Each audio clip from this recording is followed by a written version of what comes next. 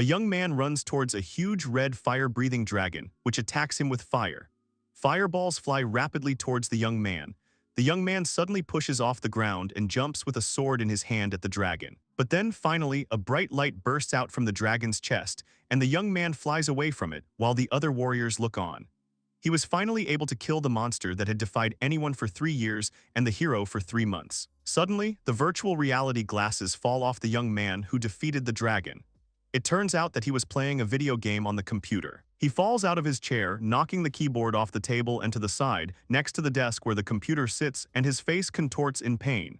He clutches his chest. The young man remembers that he once lived a normal life. Suddenly, he learned from the doctor that his life would not last longer than 3 years, as he had a heart condition, which made his chances of survival 0. The doctor said that as soon as the time came, the young man would die. After hearing this news, the young man quit his job and devoted himself to his hobby, a video game called Broken Balance Online. He spent a lot of time in the game, so he quickly became the best player, while the disease slowed down his reflexes. Thanks to the knowledge he gained during the game, the young man was finally able to defeat the boss that no one had been able to defeat for 3 years. The young man bitterly realizes that he wants to live on, but he can't, because his illness is finally killing him. He says goodbye to the other players, thanks them for everything, and dies. He hopes to find happiness in the next life. The hero comes to consciousness and finds himself on some kind of bed in a bright, spacious room. Suddenly, he remembers his whole life up to the present time. How he was a very small child, how he grew up, communicated with other people, spent the days of his life. The young man is surprised that he remembered almost his entire life from another world up to the present moment, and realizes something very important. He remembers that he wished to find happiness in another life, and realizes that he was probably reincarnated in another world, but retained all his memories. The young man looks thoughtfully out the window of the building in which he woke up. The first thing he decides to do is think about the situation. Seeing his reflection in the window, he realizes that his name is now most likely Eldo. The rather large estate he finds himself in is his family's property. Eldo himself is the 4th son of a minor nobleman from the backwoods. The nobleman's family does not perceive Eldo as a person. The only family member who maintains contact with Eldo is the eldest brother, and thus the child of the family, Rado, a handsome, fair-haired youth. The rest of the family perceives Eldo as an unwanted child, ignoring him and treating him with contempt. It turns out that there was a crop failure for 3 years in a row after Eldo was born, so the boy was nicknamed God of Plague, and many people disliked him. He doesn't like this story. Eldo realizes that he only lives in the manor because he has not yet reached adulthood, and that is why his parents have not thrown him out. However, the next day he will turn 15, and he will officially become an adult.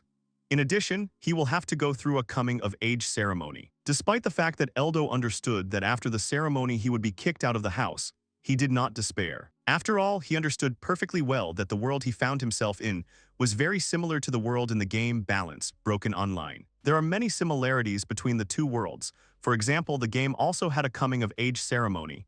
In addition, the game features magic, skills, and professions. Those who had a profession were divided into carpenters and builders, but some people got used to calling them magicians and swordsmen, based on the names in fantasy stories. Even the skills used by magicians and swordsmen were similar to those in the game.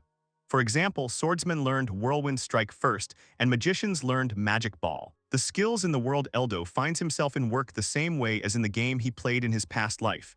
He learned this when his older brothers bragged about their abilities. Eldo notes that his current job is beginner. It is suitable for those who do not yet have a normal job. Eldo looks out the window with determination and understands that he needs to take some action, because even the newbies have skills. He confidently clenches his fist and says the phrase self-healing, testing what will happen next. A bright light appears in his hand, and Eldo is not surprised at all. He knows that self-healing is a low-level skill that can be learned by a person of any profession.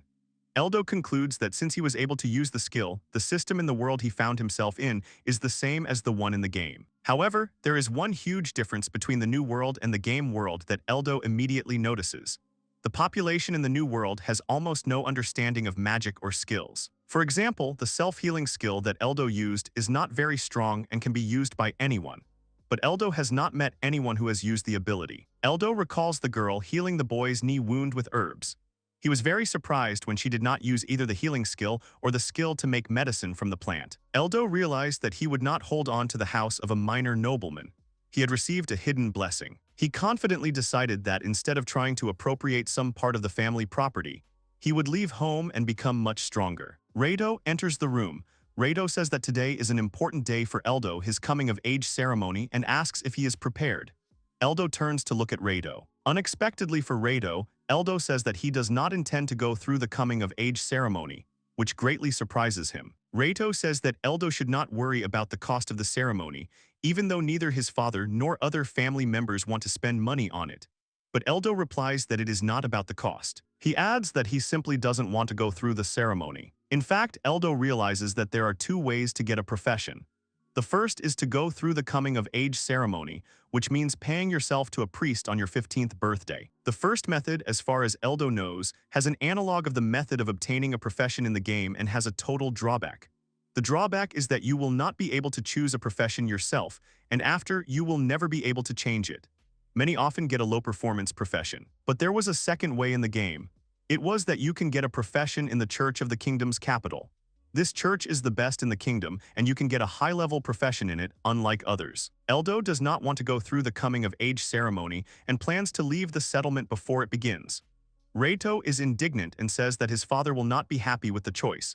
He asks if he really wants to remain a newbie for life. Eldo says that Reito shouldn't worry, he has his own thoughts on the matter, and asks his older brother to pass the news of the ceremony being cancelled to their father. He notes that if he were to pass it on to their father himself, he wouldn't listen to him. Eldo looks at his brother with confidence, while Lado looks at Eldo with doubt.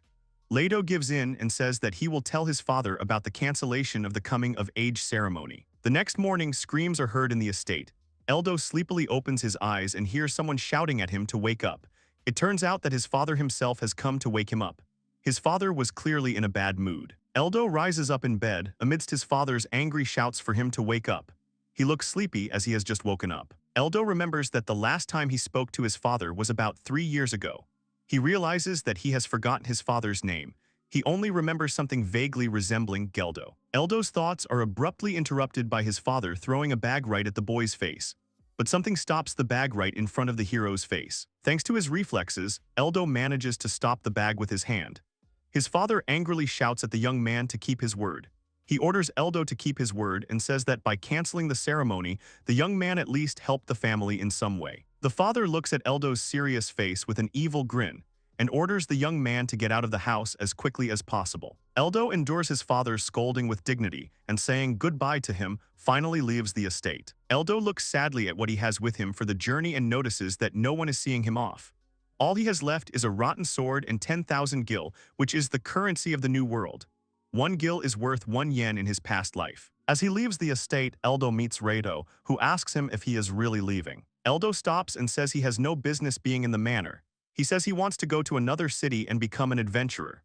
Reito puzzledly tries to match newbie with adventurer, hinting that it is impossible. Eldo doesn't pay attention to this. He replies that even a beginner can become a seeker if he can swing a sword skillfully. Reito doesn't understand why Eldo would leave the estate as a newbie to become a seeker when he could have done so by first getting a profession. Suddenly, Reito hands his brother a bag containing 100,000 gil. He tells Eldo to use it as he sees fit and find a source of income before it runs out. Eldo looks at Reito and realizes that he has a very good brother. Eldo refuses the money, saying that he appreciates it and believes that his own savings are enough. Reito accepts his brother's refusal and says that he will save the money in case Eldo needs it.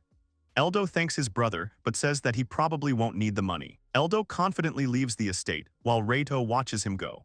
The young man knows that many exciting and dangerous adventures await him ahead, but he is confident in the correctness of his choice. Eldo walks through the forest.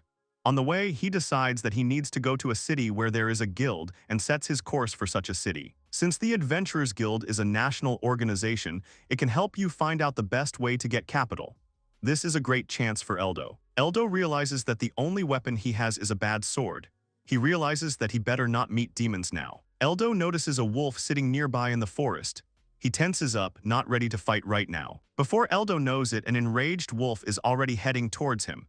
This wolf is one of the demons. The ability to detect enemies in newbies is minimal, so when a newbie detects an enemy, the enemy immediately detects him.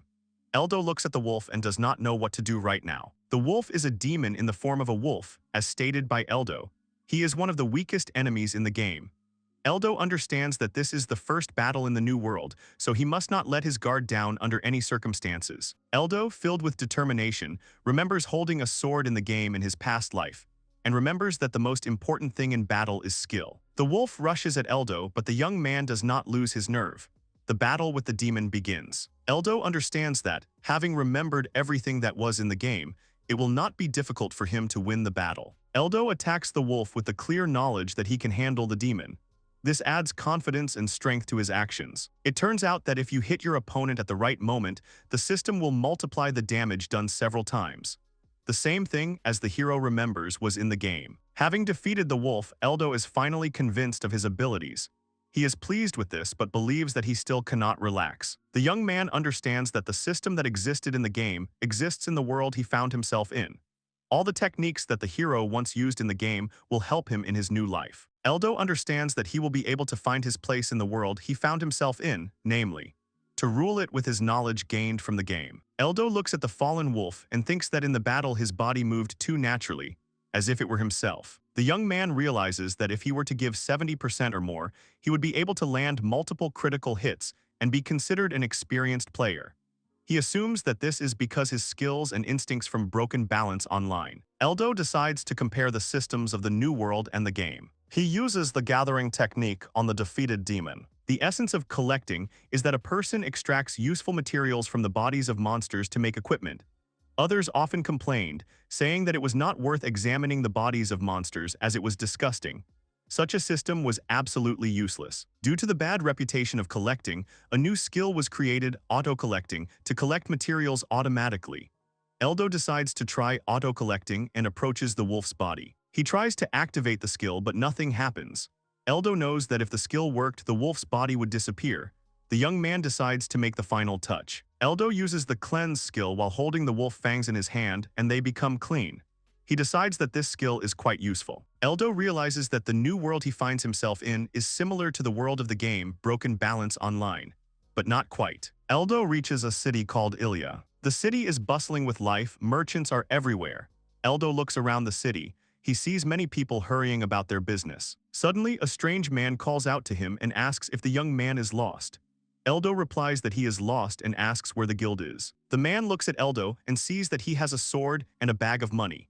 He makes a rude comment about Eldo being just another young aristocrat who wants to be an adventurer. The man remarks that Eldo's equipment is too bad, and for this, he will be thrown out of the guild as soon as he shows up.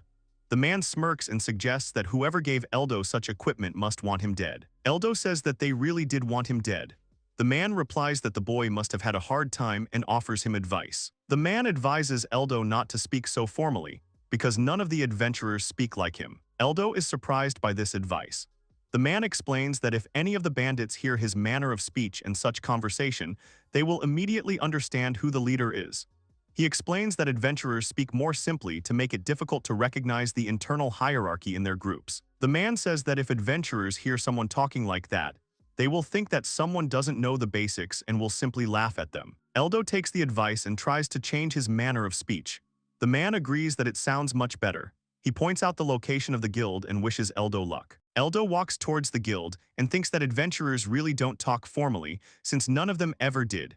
He remembers that they never spoke like that in front of their father or the feudal lord. Eldo reaches the guild and looks at it. He is completely confident in his plans and actions. Eldo enters the guild building and looks around. He walks forward down the corridor. On one of the walls, the young man notices a world map. He examines it and notices that the capital is on the neighboring continent on the other side of the sea. He understands that traveling to another continent is quite a tiring adventure, but not very far. His current goal is to go there. Eldo looks at the board with requests for guild members. Looking at the requests, Eldo deduces that they are divided by the types of monsters they are slaying, and with this information he can plan his journey. He sees a request to kill a wolf that is rated C and is very surprised by it. It turns out that requests are divided into ranks from A to F. It turns out that the request to kill a wolf is the third most difficult. Eldo is surprised that a monster that can be killed with one critical hit by a beginner ranks so high. The hero understands that something is wrong. Eldo says he decided to check for F rank requests, the rank that a wolf killing request should be. He sees requests for a kicking rabbit, a biting rat, and a wild boar, which surprises him. Eldo sees requests for D rank and lower monsters and realizes he's never seen them in the game Broken Balance online. He notes that they look very weak. It turns out that he is not familiar with these monsters. The hero does not know whether the wolf he killed is equal in strength to the other monsters on the request board. While Eldo is thinking about selling the fangs of the wolf he killed to the guild, a cute, blonde girl he doesn't know approaches him. She turns out to be the guild administrator. Her name is Teresa. She asks Eldo if he has anything he wants to sell. Eldo replies that he would like to sell the fangs of a monster, but is not sure what kind of monster it is. Teresa is surprised that Eldo does not know what kind of monster he killed and concludes that he is probably a newbie. Teresa says that you can't fight an enemy without knowing him because it can be life-threatening. Eldo replies that Teresa is right, that he is a newbie, adding that he hasn't even had time to register yet. He hopes that he won't be denied the opportunity to sell the materials of the slain monster because of this. Teresa replies that he doesn't have to worry about that and can sell the materials. She also clarifies that the liquidity of the goods depends on the monster, so there is no guarantee that Eldo will be able to sell the fangs. Eldo takes out his fangs, shows them to Teresa, and says that this is exactly what he would like to sell. Teresa, seeing the goods, is at first very surprised, but a second later her surprise is replaced by indignation. She reproaches Eldo for lying and asks if he bought them somewhere. Teresa says that some unscrupulous people bring such fangs from other shops. The girl notes that selling such goods without a request from the guild will not count as an achievement for Eldo and asks if he understands this. Eldo starts thinking about the monster he defeated. He remembers that the monster was called a wolf, I think. He thinks Teresa thought Eldo was trying to earn achievements easily, but he doesn't understand how killing such a low-level enemy can be considered an achievement. To stop Teresa from thinking that Eldo is a dishonest person, he says that he killed a monster just recently and that this monster cannot be C rank. To this, Teresa replies that the monster is indeed C rank, because that is what the guild's bestiary says. Eldo says that this monster was probably much weaker than the others. But Teresa objects to him and says that the strength of monsters of the same level cannot differ greatly. She also points out that Eldo said that he killed the monster recently, but for some reason the fangs are completely clean. Eldo decides that he doesn't care about explaining who killed the monster, since his main goal is to earn some money. Eldo wonders how much money he can make from the fangs if he can still sell them. Teresa says that selling them won't count towards the achievement, but Eldo can still sell the fangs. She lists a price of 32,000 gil due to the fangs being so clean. Teresa suddenly says that she can give 34,000 gil for the fangs and asks Eldo what he thinks about this offer. The hero decides that it is a good amount. The young man says that everything is fine and he wants to sell them and also wants to register with the guild. Teresa replies that there is nothing complicated about it. You just need to pass a small exam and pay an exam fee of 5,000 gil. Eldo says that in that case he's going to register right now. Teresa says that she'll arrange everything now and gives him 29,000 gil, which is the sum after the exam fee is deducted. Teresa asks Eldo if he has a profession. Eldo replies that he is a newbie. Teresa says that if Eldo fails the exam, there will be no compensation and asks if he understands this. Eldo asks if the guild will reject his application, to which Teresa replies that other guilds might do that, but not theirs. The people in their guild believe that everyone should try and if they fail, choose another career. They believe that it is for their own good. Eldo asks if the exam is supposed to be easy, to which Teresa replies that it is, but not for beginners. She hands Eldo a form and asks him to choose an option to take the exam. Teresa says that Eldo will be treated equally no matter which option he chooses.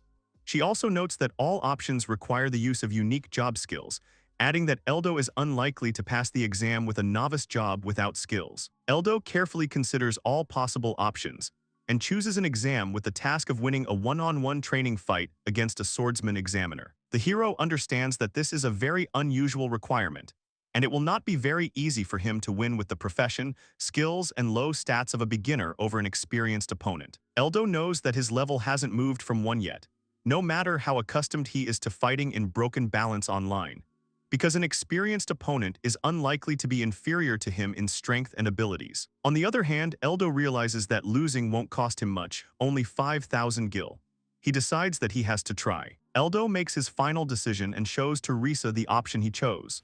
The girl looks at it and explains that the exam will take place in the training area. Teresa asks Eldo to wait, and while he stands behind the guild administration desk, she goes somewhere. A little later, she apologizes for the wait and asks Eldo to go to the training room. Eldo enters the training room and meets a young, strong man there. The man looks at Eldo menacingly and asks if he is the newbie who wants to become an adventurer.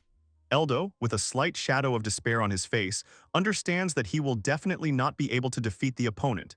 He asks the man to go easy on him. The man scoffs at Eldo's request and says that he is asking for forgiveness, but he cannot do anything easier. The man also adds that a newbie who becomes an adventurer can only die a meaningless death. The man confidently declares that it is his duty to prevent such a death. Eldo realizes that the man probably doesn't want the hero to take the exam. He knows that the examiner's skills are clearly better than his. Eldo notes that if he and the examiner cross swords even once, the hero won't last a second, and the man will easily defeat him. Eldo decides to take the exam anyway and give it his all, and asks that the examiner not cause him any serious injuries. The examiner says there is no need to worry because he is a professional. The man says he will defeat Eldo without causing him serious harm. Eldo knows he shouldn't expect any leniency from the examiner. He asks if he should take one of the swords in the training arena. The examiner says he shouldn't. The man says that if Eldo has a sword that he is used to, then he can use his own weapon. Eldo warns that he only has a sharp sword with a real blade. The examiner replies that this is not a big deal since Eldo will not be able to hit him even once. Eldo says he still wants to take the wooden sword and asks which one he can take. The examiner says it doesn't matter. Teresa watches silently. Eldo decides to take a wooden sword as it is lighter. If you do not need to kill an enemy, then a wooden weapon will be very useful. Eldo chooses one wooden sword. The examiner asks if the hero has chosen a sword. Eldo replies that he has. The examiner stands in front of Eldo and says it's time to begin. Teresa warns that she will be the judge. The girl asks if the men are ready to fight. The examiner says he is ready. Eldo says he is ready to fight whenever. Teresa announces the start of the competition. The examiner advances on Eldo, while Eldo decides how to attack the examiner. The hero understands that the difference in strength is very large, and if there is a chance of winning, then it can only be used if the examiner uses a skill. Eldo knows that the swordsman's skill is much stronger than a normal attack, but using it, the swordsman will not be able to change the movement that has already begun. For example, Powerful Cut is an incredibly powerful attack, but it requires the skill to be used to the end in order to move forward. However, during the recovery period, the next half or 7/10 of a second, the user becomes vulnerable. Eldo understands that even if the examiner does not use his skills, he will not be able to do anything about his physical strength or skill. The examiner runs towards Eldo to attack him. Eldo realizes that the examiner wants to hit him from above and decides to try to parry the blow, and realizes that if he tries to parry the blow, he will certainly lose. However, Eldo also decides that if a man attacks him from above, he can dodge it by just moving slightly. The examiner calls the skill Defense Crush and attacks Eldo. The hero hears this and remembers this skill. He understands that this ability is only used when it is necessary to break through the enemy's defense in defense. Eldo admires the examiner's bold move. After all, while he attacks the hero from such a position, he himself can easily be wounded by starting a counterattack. The hero dodges the examiner's attack without any difficulty. Suddenly, the hero realizes that the examiner is helping him by giving in. Eldo decides that this time the man has deliberately opened himself up for attack. The young man understands that if he cannot deliver a decisive critical blow while the enemy has his back turned to him, he will definitely fail the test, and decides to act. Without wasting a minute, Eldo delivers a decisive critical blow to the examiner from behind, and he flies back several meters. The hero disarms the man. Teresa, watching this action, is indescribably delighted. The examiner ends up lying on the ground after being thrown several meters by Eldo's blow. She ends the competition and says that's enough. Eldo understands and is a little surprised that he passed the exam. He mentally thanks the instructor who did not act harshly towards the hero. The examiner, in shock, asks again how he could fly away from a blow from a beginner who doesn't even have any skills. Eldo is sincerely happy and grateful for the instructor's behavior, as he believes that he was deliberately giving in to him in order to help. The hero thinks what a really good person this instructor is. He extends a helping hand to him with genuine gratitude in his eyes. Eldo looks at the instructor and asks if he passed the test. The examiner looks genuinely surprised, replies that the hero passed the test, and adds that he is not very happy about it. He asks where Eldo learned to fight like that, being only a beginner. Eldo calmly replies that he is self-taught. And to himself, he admits that he simply cannot say that he acquired all the skills and abilities to fight by playing games called Broken Balance online. He remembers that when he played the game in his previous life, he spent a lot of time in it, and he never got tired of swinging his sword. In addition, battles could not harm the hero in any way. Eldo remembers how he could discuss the effectiveness of this or that battle technique with his friends for hours on end. But the hero replies that the instructor is fundamentally wrong. He adds that he was able to defeat the man only because he did not give it his all during the battle, and adds that if the instructor had been serious, he would have easily defeated Eldo. The examiner, slightly shocked and surprised, asks how he could not have given his all during the battle.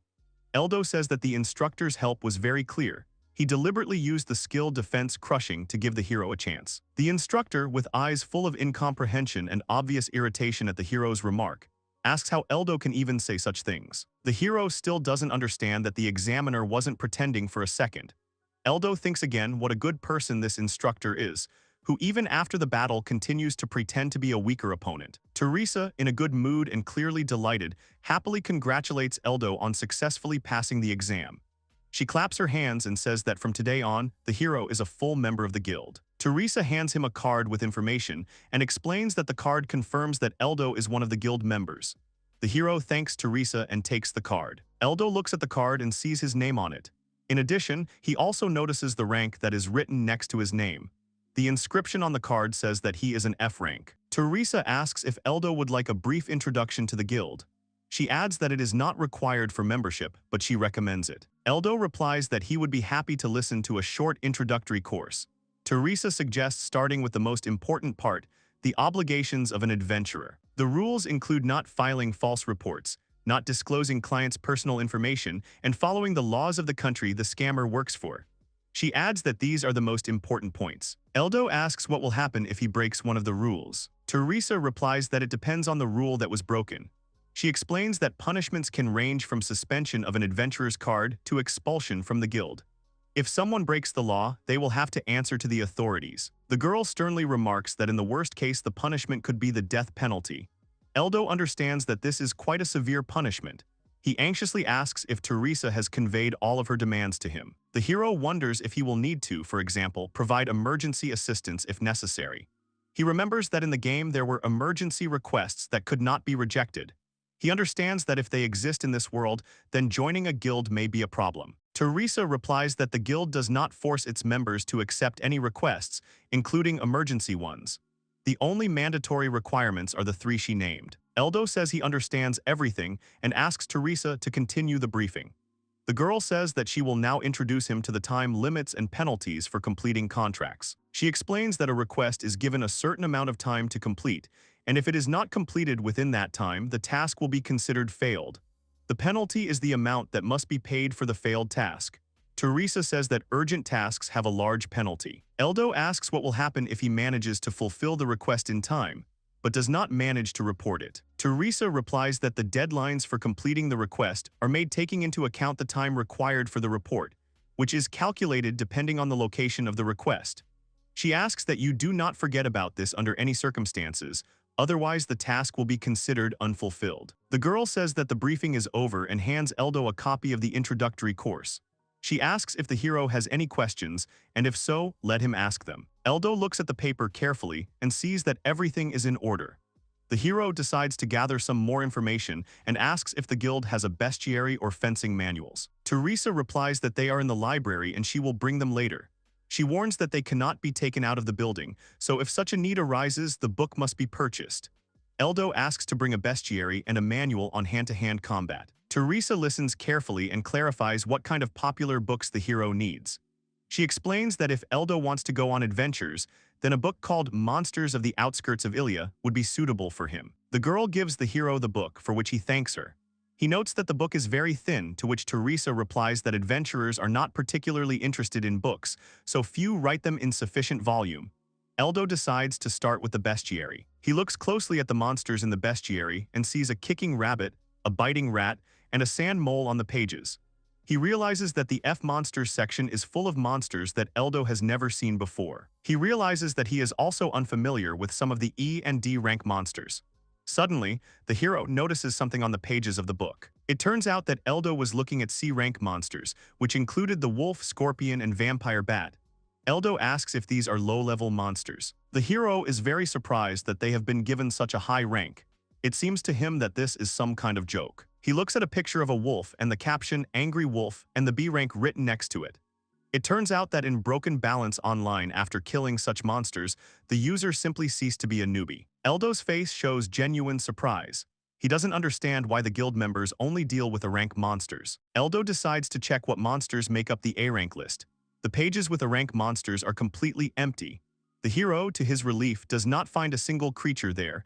Therefore, there is not a single A-rank monster around. Eldo decides to study another book, Adventurer's Combat Handbook, from 0 to advanced level.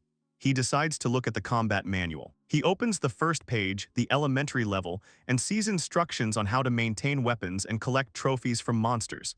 He realizes that he already knows how to do this. Next, the hero opens the initial level, where it is written about how to use weapons, how to use magic available to each class, and also describes reconnaissance.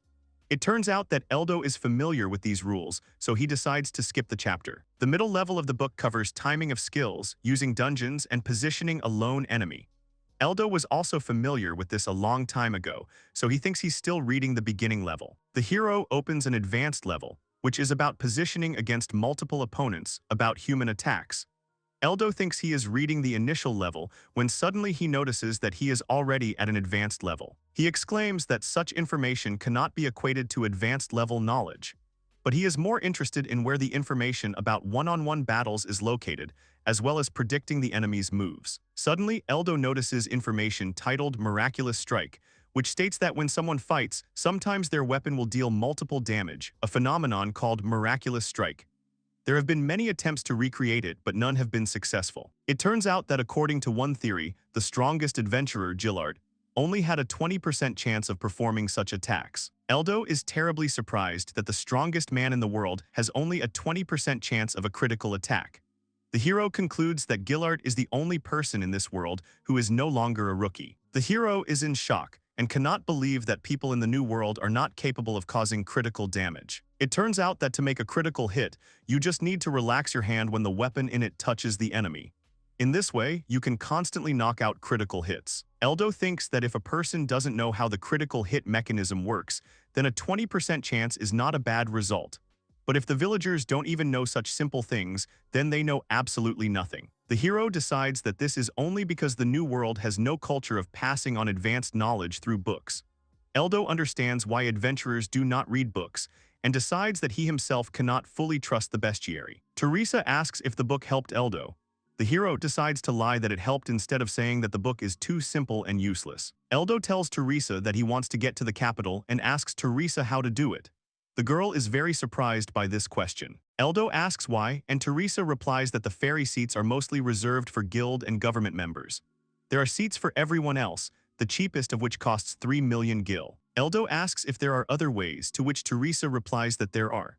For example, the hero can get hired by a large trading company, become part of a large noble family with connections in the capital, or get a high-ranking job in a guild. The girl considers it necessary to point out that Eldo can simply swim across the sea, but he refuses, saying that it is better to save up 3 million gil. The hero figures that the coastal city of Minaton is not that far away, but since he is not familiar with monsters, he decides to stay in the city of Ilia for a while to learn how to fight other monsters and earn some money. Eldo says he would like to take the request and asks if the guild has anything for newbies.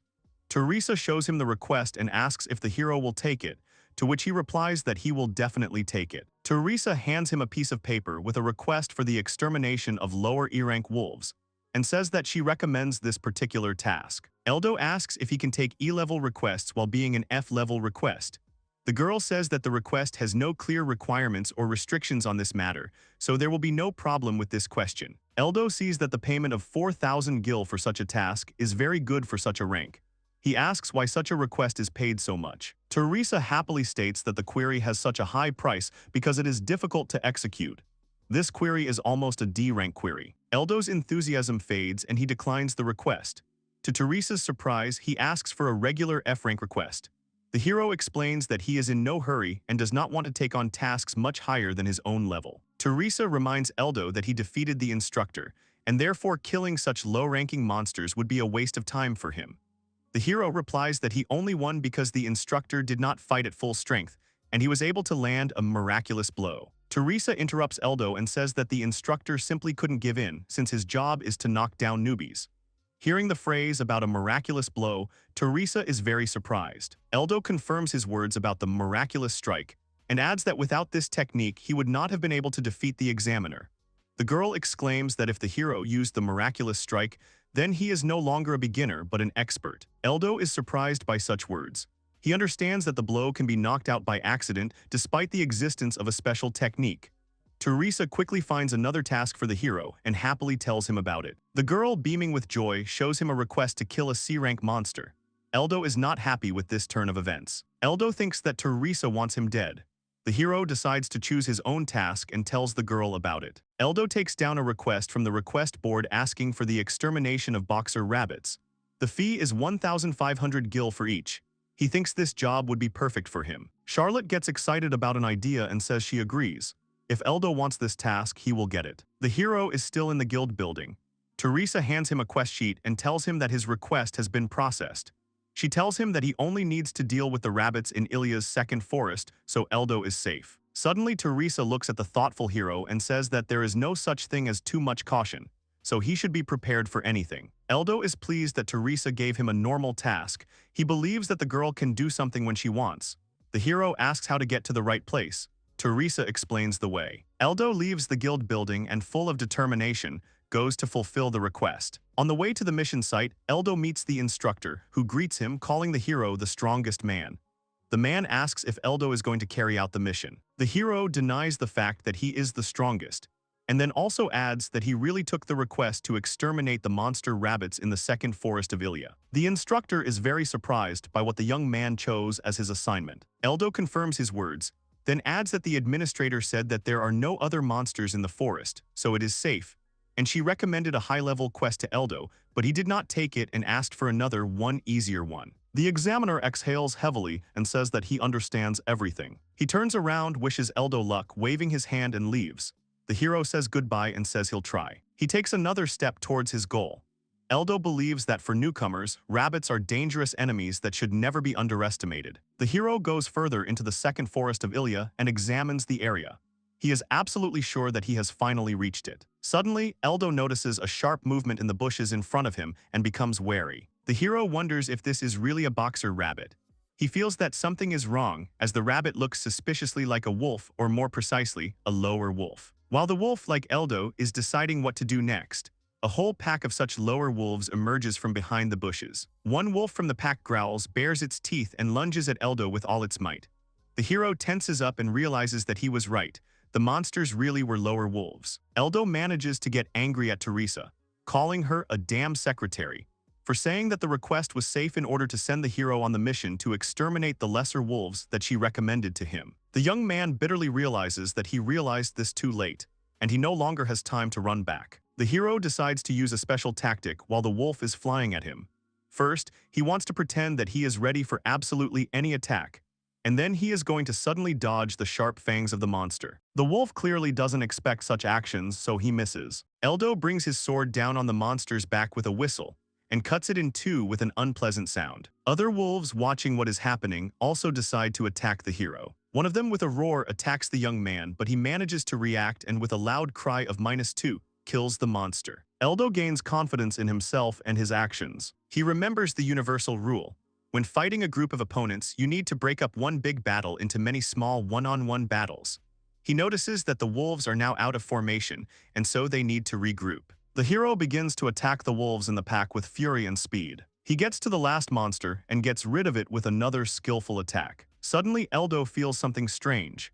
He looks at himself and is delighted to realize that his body seems to have become lighter. He concludes that this feeling may be the result of an increase in level. The hero admits to himself that he doesn't know if there is a level system in the new world, and decides to check it out. He picks up a rock and uses the skill-powered rock throw, swinging it and throwing it with all his might into a nearby tree. The stone leaves a huge damage in the plant, a deep, jagged hole. Eldo realizes that if he can now use the skills of a second-level beginner, then he has definitely improved his own. Pleased with his success, the hero decides to return to the city. He thinks that in one day he not only registered in the guild, but also increased his level, which is a good result. In addition, Eldo realizes that he desperately wants to return to the guild and tell Teresa everything he thinks about her. Eldo returns to the guild building, bringing the wolf carcasses with him. He shows the wolves to Teresa with a displeased expression, asking if they look like rabbits. Teresa makes a very surprised face and says that there is no way that there could be lower wolves in the forest of kicking rabbits. Eldo asks what the girl means by this forest, adding that it is the first time she has heard of it. Teresa is surprised by this statement. She says that she definitely directed the hero to the forest of kicking rabbits. She says that if Eldo was fighting the lower wolves, then he probably wandered into Ilya's second forest by mistake. The hero clearly understands that Teresa decided to pretend to be a fool. He decides not to argue with the girl and says that he really did wander into Ilya's second forest by mistake. Instead, he decides to trick Teresa and says that since he failed to complete the task, it should be cancelled. The girl looks guilty and begins her emotional attempt to justify herself. She calls herself a bungler, says that she accidentally gave Eldo the task of killing the lower wolves, and asks if he managed to do it. The hero, not without anger in his eyes, replies that he destroyed all 6 monsters, and is very angry at Teresa because of this. The girl happily explains that the price for killing one such monster is 20,000 gil, so the payment for 6 would be 120,000 gil. Eldo, seeing the money, feels satisfied. Teresa adds that the boy would only receive 9,000 gil for killing the rabbits, so Eldo forgives the girl. Teresa is pleased that Eldo is no longer angry with her. Eldo decides that the girl is a wonderful person since she specifically gave him such a profitable task to help him, and he is very grateful to her for this. Eldo, full of enthusiasm, asks if there will be a request to kill wolves the next day as well. An inspired Teresa replies that of course there will be. The next day, Eldo enters the weapons shop. He is met by a strong, serious man who asks what the hero is looking for. Eldo simply replies that he is looking for an ordinary sword for himself. He thinks to himself that a good weapon is essential to successfully complete a mission. He understands that he needs a strong blade that will compensate for his shortcomings in the future. Eldo examines all the blades and realizes that they are not good enough. He asks the shop assistant if there are any better blades available. The man says that there is one expensive but good sword. Eldo asks if he can try it, to which he agrees. The hero takes the blade in his hands and realizes that he likes it. The young man decides to take this particular sword. Pleased with his purchase, Eldo is glad that he won't have to worry about the sword breaking during battle. He heads to the guild with the clear understanding that he has no more money and needs to earn a little extra money. Upon entering, he immediately approaches Teresa and asks if there are any quests in the guild today to kill lower wolves. The girl happily replies that there are, and there are still 32 wolves left to kill before the kill limit. With genuine surprise on his face, Eldo asks what the kill limit is. Teresa explains that the kill limit is the number of monsters killed that will pay for it. She also adds that you can kill as many as you want, you just won't get paid for everything. Eldo concludes that there is no point in killing more monsters than necessary. He says that he wants to take on not only the wolves killing mission, but also another one. Teresa is very surprised by this and reminds him that there are 32 monsters to kill. Eldo calmly states that this task will take no more than 2 hours. He adds that he does not want to return to the guild several times as it is useless, and therefore he will immediately take another request. The girl is genuinely surprised by Eldo's statement that killing 32 wolves will take only 2 hours. The hero thinks that if he needs a task that needs to be completed regularly, then perhaps his strength is at the E rank level. He picks up a piece of paper with a request to kill 546 spear mice for 4,000 gil each. Eldo is pleased to find that this assignment suits him and tells Teresa so. The girl replies that killing spear mice is the perfect task for Eldo, and in a good mood sends him on the mission. Eldo quickly fulfills the request to exterminate the lesser wolves. He confidently says that he is going to carry out the task of killing the spear mice. The hero reaches another dense forest. In the forest, he sees a large number of trees, a small stream, and a bridge across it. Eldo tries to understand whether he really reached the right place. He notices that the place is slightly different from the one Teresa described. He also remembers that the girl said that the forest looked magnificent. He also sees that in addition to white fur, black eyes, and a carved horn, the mouse also has a long light tail, 2 protruding white front teeth, and sharp claws. She sits motionless. Eldo decides that the creature sitting in front of him must be a spear mouse, as it has a sharp horn on its head. The hero believes that he has entered the territory of these monsters. Eldo decides to kill the mouse sitting in front of him first. Suddenly, the creature starts to squeak disgustingly, long and loudly, probably calling other mice like it. Eldo clearly does not expect such a turn of events, so he is very surprised by both the mouse's actions and the sound it makes so unexpectedly. The mouse screams so loudly that the hero begins to turn around, expecting an attack by a horde of other such creatures. From all around Eldo, other mice begin to respond to the first one's squeak no less loudly and disgustingly. The hero exclaims that the creature must have called its relatives, which he is very unhappy about. The noise around Eldo becomes unbearable. The squeak is so loud that the hero cannot even tell whether there are 10 mice or 20 around him. He decides that he must destroy as many mice as he can before the rest of the pack arrives. Eldo lunges and flies at the squeaking mouse with an attack. He swings his arm and takes its life with one swing of his hand. He looks at the body of the monster cut in half and understands that mice are very weak individually, and killing them one by one is very easy. Eldo looks at the hordes of mice in the grass that are getting closer and closer to him and realizes that this battle is one of the hardest he has ever fought. He is ready to fight. The hero understands that in this battle he will compensate for his characteristics with only one skill, which is very bad. He realizes that he will still miss some blow due to the huge number of enemies. He grips his sword tightly and prepares to attack with determination. The mice rush to attack Eldo. Their advantage is that they are numerous, small, and very fast, while Eldo is completely alone. Several mice jump on him to hurt him, but he does not lose heart, and with all his might cuts the creatures in half with one blow of his sword. Suddenly, the horn of one spear mouse twists around its axis. One of the monsters in the pack, its horn twisting, jumps past Eldo's shoulder and hits him, injuring him. He quickly screams in unexpected but bearable pain, while the mice are still nearby and preparing to attack. Eldo realizes that the pain is not that bad and that the mice can only be defeated in this way. The monsters continue to attack, and Eldo decides that despite the number of enemies, he can use several other skills. For example, he can continue the successful destruction of mice by killing 3 at once with one movement of his hand, which the hero does, causing the creatures to squeal and then die. He successfully dodges the attacks of the monsters, but some still hit him. The hero remembers that one of the most important points in such a battle is not to forget about the self-healing skill. He clenches his fist and thinks that the time to restore strength decides a lot in the battle, so a beginner cannot use mana in vain. Eldo decides to act calmly and decisively, no matter what, without rushing and weighing your actions. The young man is absolutely confident that he will defeat all his enemies, no matter what. And then he will definitely heal himself in order to continue fighting in the same spirit. The girl standing behind the counter sees a huge pile of peeled horns in front of her, and after Eldo tells her how many monsters he has exterminated, she repeats it in admiration, 276. It seems that her surprise cannot be expressed in words. Eldo is once again convinced that Teresa is shamelessly playing dumb in front of him. He remembers how the girl gave the request to the hero with a clear comment that this task would be perfect for him, which turned out to be absolutely untrue. Eldo tells the story of his encounter with the mice. He says that he found one and then it called its kin. The hero asks if it should be like this, to which Teresa replies that it never happens. The hero wonders if since the mice gather in packs to attack, shouldn't they then be considered E-rank? To which Teresa replies that these spear mice certainly gather in groups, but not in such large ones. Suddenly, Teresa has a clear understanding of what happened to Eldo. She says that such horns do not belong to spear mice, but rather to combat spear mice. Eldo asks if it's a different monster, to which the girl quickly replies that normal spear mice are E-rank, while combat mice are C-rank. The hero wonders thoughtfully if he failed the task. Teresa, in turn, says that this is the last thing worth worrying about. She adds that going alone against an army of such monsters means going to certain death, and asks if he knew about it. Eldo replies that now that he has dealt with the mice, there is no point in worrying about such things, and asks if Teresa can change his task.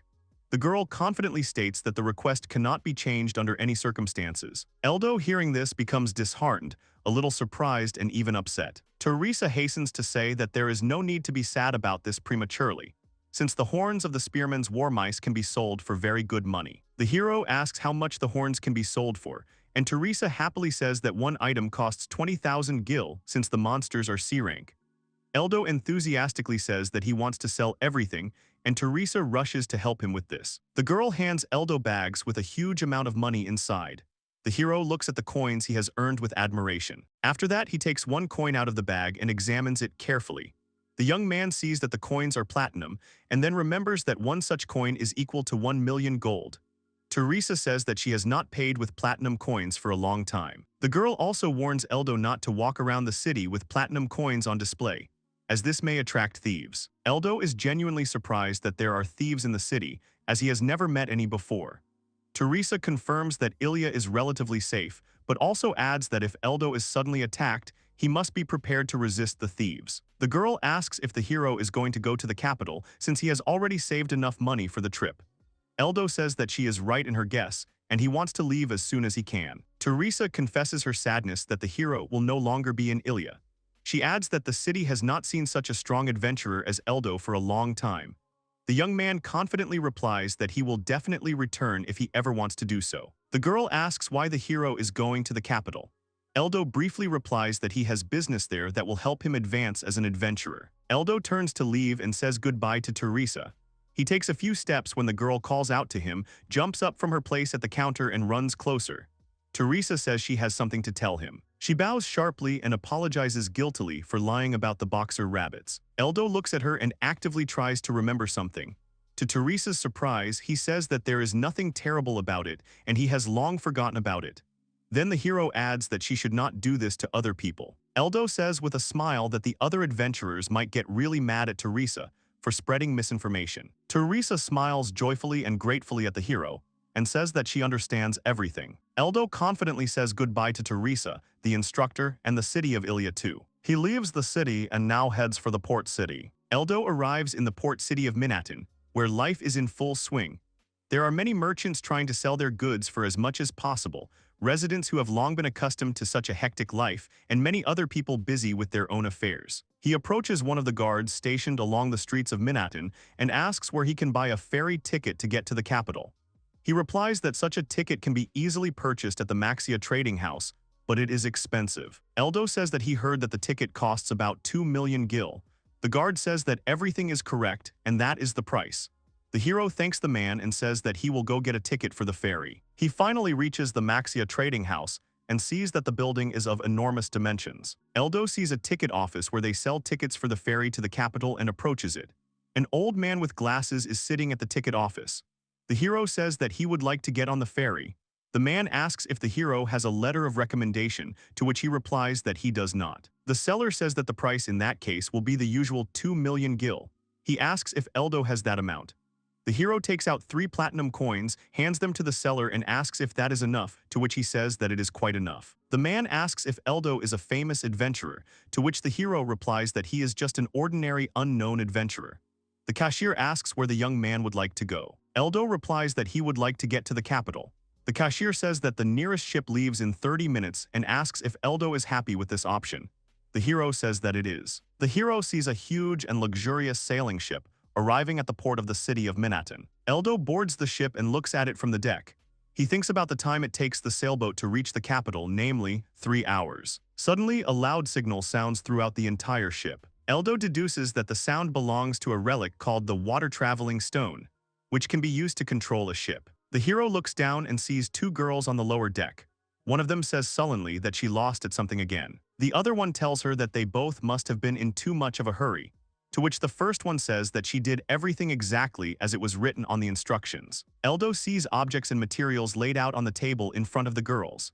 Berries, roots, plants, dry twigs, and understands that the girls are brewing a potion. He guesses what kind of potion they are brewing and says its name out loud, Pale Green Spirit Potion. One of the girls hears this and turns her head towards him. She asks sharply what he just said, calling him an adventurer.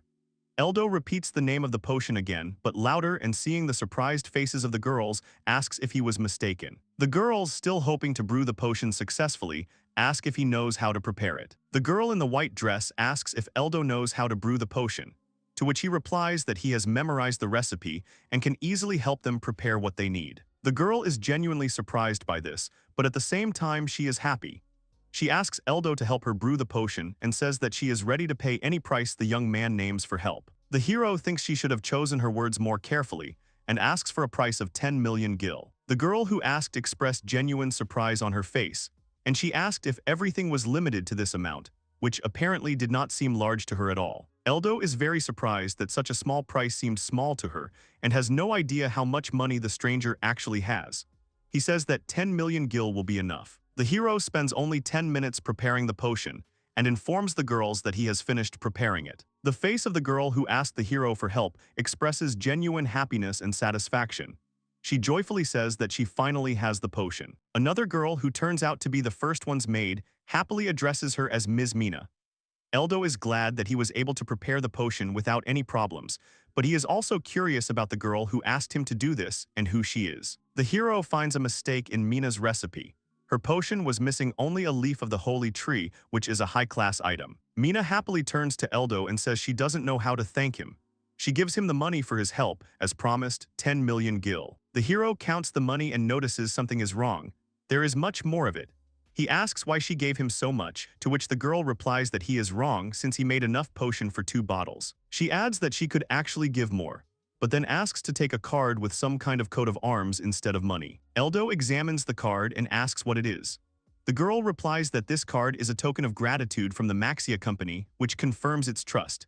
If you show it in the capital or in stores, it will assure others that the owner of the card can be trusted. Eldo asks if the girl is sure that she can give something so important to the first person she meets. She replies that of course it is possible, since she heard his voice.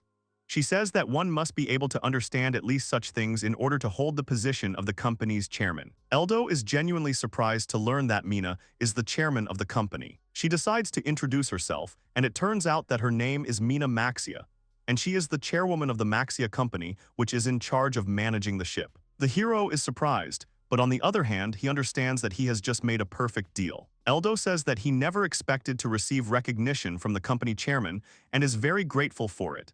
Mina replies that she should thank Eldo since he helped her get the medicine she needed. Mina asks the hero's name and he tells her. The girl wishes Eldo a pleasant journey and adds that she will look forward to the next time they meet. The hero bids her farewell in return. Suddenly, Eldo calls out to Mina and, pointing to the water, asks if there is anything in it. Mina does not immediately understand what is going on. The hero looks at the water and realizes that something is approaching the ship. It quickly swims closer. Mina, fussing, says that the ship was built to withstand monster attacks, so it will be able to withstand it, but just in case, she suggests checking what is happening. The girl sends a sailor to see who is approaching the ship. The sailor looks closely through the telescope, and noticing something terrible in the water, becomes very frightened. It turns out that a huge sea dragon is rushing towards the ship at high speed, and it is clearly not in a friendly mood. The sailor screams in horror that the monster is swimming straight towards the ship, to which Mina replies that this simply cannot be, since such dragons do not live in the waters through which they are traveling. These creatures live 500 kilometers from this part of the reservoir. Eldo recalls that the sea dragon is a creature that is slightly stronger than the lower sea-rank wolves, and it fights using harpoon-like limbs. The hero understands that if a newbie like him gets hit by such a creature, he will die immediately. Eldo asks if the ship's passengers will be safe, but Mina fearfully replies that the ship is not designed to withstand such monsters. Mina frantically orders everyone who can fight to gather, and the rest to be taken below decks. After carefully observing the monster's actions, Eldo concludes that the creature wants to attack the mast. Mina says in fear that nothing can be done about it, since by destroying the mast they will lose the water-traveling stones, and therefore will not be able to reach the capital. The hero understands that there is only one way out of this situation, to destroy the dragon. Eldo looks at the crowd of people who can fight and therefore have come out on deck. He loudly asks them who can attack at long range. Several volunteers from the front row raise their hands, 2 boys, 1 man, and 2 girls. Eldo looks at them carefully, 3 mages and 2 archers. He concludes that this is a good selection. There is just one problem. He asks volunteers who is able to protect the mast. Mina interrupts Eldo and says that no one is ready, as the ship is being attacked by a Ranka monster. She also adds that no one has ever been able to defeat such a creature before. Eldo realizes he has no choice. He exhales heavily and confidently says he will do it himself. The hero jumps sharply onto the railing located along the edges of the deck and looks at the dragon approaching the sea. Suddenly he turns to the crowd and shouts for them to start attacking. The people who volunteered to help begin to shoot at the dragon, some with magic, some with arrows. The monster, having taken such a blow, dives deeper into the water. The crowd thinks that this should be the end of the battle, but the monster resurfaces and continues to move rapidly towards the ship to attack. The people on the ship scream in fear and are surprised that their attack did not work and did not help stop the monster. Eldo sees numerous injuries on the dragon's body, which, it would seem, do not hinder him in the least from continuing to move. The hero confidently declares that they are wrong and the attack was successful. The main thing is to continue to strike. The people listen to him and continue the shelling in the same spirit. Eldo realizes that if they continue to advance, they will definitely lure the dragon up. There is no problem with that. Having finally approached the ship, the monster suddenly dives under the water and, waving its tail, finally disappears under it and the ship. The dragon emerges from under the water right in front of the hero, and he understands that this is his chance to kill the monster. The monster's actions are difficult to predict, but Eldo copes with it. The dragon emerges from under the water right in front of his face, and while the rest of the crew and travelers are frightened by such an appearance of the monster, Eldo already knows what to do. Harpoon-like limb out from under the water and appears to be about to attack the mast. Eldo draws his sword from its sheath and confidently prepares to strike back. The young man hopes that the moment of the dragon's attack will coincide with its critical hit. The hero, without wasting a minute, pushes off from the railing, flies up to the dragon's limb and deals a critical blow. The dragon, taking such a blow, roars furiously, while Eldo's face distorts with fear. The young man pushes the sword away from himself, and with it the monster's limb, so that he is forced to lower it back into the water. The ship's guests, as well as its entire crew, are shocked watching Eldo's actions. The young man understands that with such a fighting technique, even a beginner can withstand the monster's blows. The people on the ship are still sighing in surprise about who this adventurer is and how he managed to repel the sea dragon's attack with a sword. And I am very curious about who Eldo really is. Eldo thinks with displeasure that while the people on the ship are worried, he is risking his life for them. He understands that with such critical attacks, he will be able to repel the monster's attacks. In addition, the monster's attacks are very easy to predict. Mina calls out to the crowd and orders them to continue fighting to help Eldo. The people come to their senses and continue their numerous attacks. The dragon takes one blow after another, which of course hurts him very badly. He becomes even more furious and takes both sharp limbs out from under the water to deliver more powerful blows. From the expression on Eldo's face, it is clear that he has long anticipated this move and is not afraid of anything. The hero confidently parried one limb, when suddenly, very inopportunely, the dragon launched a second one, taking the hero by surprise. It seemed to Eldo that it was impossible to parry the blows of two limbs at once, and he barely managed it. The dragon hits the mast behind Eldo, and along with it the water-traveling stone. Fortunately, nothing breaks. The hero turns around and realizes that it was close. He understands that if he suddenly misses the angle and time, he will not be able to strike successfully, so he cannot be distracted by anything. But Eldo also knows that he doesn't need to calculate every attack, since the main thing is to pull out the water-traveling stone before the mast collapses. The dragon continues to cause numerous damage to the ship, while the people on the ship continuously attack the monster. Eldo sees that it will soon be possible to deliver the decisive blow and prepares for it. Suddenly, something happens to the dragon that neither Eldo nor the crowd understands, which makes everyone very scared. It turns out that the dragon has lost its position, and its attack will have to be somewhere unknown. Mina and her maid, standing next to her, begin to scream in fear, looking at the monster. Eldo deftly parries the blow that was supposed to hit the frightened Mina and her maid. The girl was prepared for the worst outcome when suddenly the hero saved her. She gratefully says that he saved her, to which Eldo replies that it is his job. The hero looks at the dragon and loudly and joyfully replies that the battle is almost over, so the monster needs to be finished off. The crowd on the ship cheers and confidently agrees with him, continuing to attack the monster. The dragon receives numerous injuries and, unable to withstand another one of these, dies and, defeated, goes into the water. One of the ship's crew members shouts enthusiastically that the people have done the impossible and defeated the dragon. The man hurries to thank the equally surprised warriors. He also turns to say thank you to the mysterious and enigmatic swordsman, but he is nowhere to be found, which greatly surprises him. The man continues to look around and does not understand where Eldo has disappeared to. The hero, meanwhile, hides near one of the ship's doors, hoping not to be found.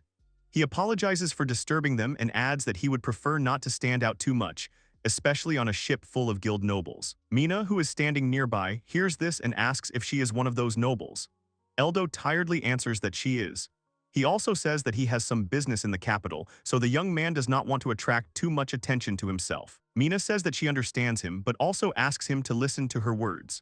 The girl tells a slightly surprised Eldo that today the hero, while on the ship, saved many lives, including her own. Suddenly her face takes on a smiling expression and her voice takes on a serious tone. The girl says that she swears by her name and will certainly repay Eldo according to his deserts. The hero smiles back at her and says that he will look forward to it. From the shore, someone watches a sailing ship that has just survived a battle with a sea dragon. One of the black-robed observers says that he cannot believe that the monster has been defeated. Another, dressed in the same way, replies that this defeat does not matter. He adds that this battle is just a small setback for the Society of the Garden of Despair. Eldo is back on the deck, looking at another part of the ship. He hears an announcement that the ship will soon arrive at the capital and that they need to prepare to disembark. Eldo looks at the luxurious and large city visible in the distance. The hero thinks that he will finally become a sage soon. The hero almost reaches the capital by ship. He looks around the city in search of the cathedral. Finally, Eldo notices a large and old cathedral on the edge of one of the cliffs on which the capital stands. The hero looks at the cathedral on the cliff and cannot believe that what he has been looking for so diligently turns out to be ruins. Looking closely at the cathedral, Eldo notices that above its door on the wall is carved a portrait of Gias, the god of classes. Eldo concludes that despite the disorder in the temple, the main thing is that there is a capital cathedral of the god of the classes, Gias. The hero knows that as long as this cathedral exists, he can change classes, which is a good thing. Mina, still on the ship, asks Eldo if he needs a church and says that she didn't imagine him religious. The girl also adds that if Eldo needs to go to church, she can help with that since she knows someone there. The hero realizes that this is indeed a good offer. He has never heard of people in this world who managed to change classes in the cathedral. Eldo knows that in the worst case, he would have to enter the cathedral illegally. The hero decides that it is worth asking Mina for help. He asks her for help and looks at the cathedral, and the girl, noticing this, says that this temple is inactive. Mina adds that it is an old church that was in use for a long time and was abandoned many years ago, so now it is just ruins. She tells Eldo that the real cathedral is now in a different place and points at it. Eldo suddenly turns around. They see a huge temple that looks much larger than the ruins. Eldo is genuinely surprised that this cathedral is the capital's. The young man also notices that there is no portrait of Gias on the building, and therefore it is unlikely that you can change classes there. Eldo asks Mina if he can enter the ruins without permission. Mina replies that she thought Eldo was truly religious, but since he is simply interested in the ruins, he can freely visit them. She also rushes to warn Eldo that there may be thugs in the ruins, so he should not let his guard down. Mina says that even if there are bandits living in the ruins, she is sure that he will cope with them. The hero replies that he would not like to tempt his luck. Eldo says that he is only an F rank. Mina is genuinely surprised by such a statement. The girl does not believe Eldo and thinks that he is joking, but he shows her an adventurer card from the guild to prove his words. Mina says that the guild that Eldo got the card from must be completely blind, and she will definitely contact the guild and ask them to raise the hero's rank. Eldo asks not to do this, as he does not want to get the highest rank without experience. Mina replies that the hero does not seem inexperienced to her at all, but since he asks not to interfere, she will not do it. Eldo recalls how he came to the conclusion that the abilities of the heroes of this world completely coincide with the abilities of the heroes from Broken Balance Online, and he confirmed this in the last battle. The inhabitants of the New World are simply hopeless in battle. Their attacks are only good when they accidentally use skills to hit a stationary target. However, Eldo knows that there are things that cannot be done with skills alone, as strength is needed. The hero says to himself that if the dragon stood motionless in front of the ship for 10 hours, Eldo would not be able to defeat it. This is why the hero believes that he cannot obtain the highest rank as a newbie. Eldo thanks Mina for her help and information about the cathedrals and says that he will try to get into the temple. The girl asks the hero to act carefully and if he needs help to contact her. Eldo thanks Mina and says goodbye to her. This is where their paths diverge in the capital. Eldo walks around the capital, where every resident leads an active life, and looks around the city. He understands that this place really deserves the title of capital, since more people live here and it is more lively. The hero reaches one of the capital's hotels and stays there. He sits on his bed and thinks that he would like to change classes as soon as possible. He understands that if there are bandits in the ruins, then going there during the day is not the best idea, as he can easily be spotted. Eldo concludes that at 3 o'clock in the morning not everyone can think clearly, and therefore this is the best time to go to the ruins. The hero decides to rest a bit while he waits. Suddenly, Eldo realizes that he is hungry. The young man realizes that he has not eaten since he boarded the ship. Eldo decides that he can have a snack and at least somehow kill some time with this activity. The hero walks through the capital and overhears a conversation between two men. They are discussing a guy named Ajiras. Eldo finally reaches the tavern. He sees that the place he came to does not look safe, but since it is open, he decides to go in. The waitress says welcome to him, and Eldo goes deeper into the tavern. He asks her if it's okay to be alone, to which she replies that he needs to sit down with someone at the table, as the tavern is crowded. He sits down next to the blonde girl. Eldo looks at what the girl is eating at the table. Without thinking twice, the hero decides to order the same thing, a beef burger and chickpeas. Chicks, because this dish looks very tasty. The hero tries the dish served to him and sincerely says that it is really very tasty. Suddenly, an angry man with a black eye patch over his right eye bursts into the tavern and yells at the waitress. He says he told her to reserve the best seats for his boys. The man yells at the girl if she can see that he has a map. The girl apologizes and says that the tavern does not provide reservations, and the man must wait for his people and take the free ones. He continues to indignantly yell that there are no free seats. The waitress asks him to wait until someone frees up. The man grins and says that he understands everything. He needs to free up a place himself. He passes the girl and goes to Eldo's table. The man looks down at the hero. Suddenly, the man turns to the girl sitting opposite Eldo and orders her to get away from the table as quickly as possible. The girl gets very scared, and Eldo, watching this, starts to get irritated. The hero says that it makes him angry. The man hears this and in a commanding tone tells Eldo to repeat what he just said. Eldo asks why the man barged into the tavern and he must now give up his seat. The hero advises the man to simply wait for one of the customers to leave. The man angrily orders Eldo to leave the tavern and make room. Eldo realizes that the man is not going to talk. The hero advises the man to cool down a bit and wait for his friends. He also adds that he will have finished his meal by the time they arrive. Eldo slowly puts a piece of beef burger in his mouth and then adds that it is really delicious. The man, seeing Eldo's peaceful face, becomes even more irritated and orders him to stop showing off. He suddenly draws his sword from its sheath right in front of Eldo's face, but Eldo is not at all surprised. All the people in the tavern are scared. The man raises his sword above his head and apparently intends to strike the hero with it. Eldo, seeing this, goes into a stupor. The hero concludes that this man is incredibly stupid. Eldo is also shocked to see what the man is going to do, namely his tactics.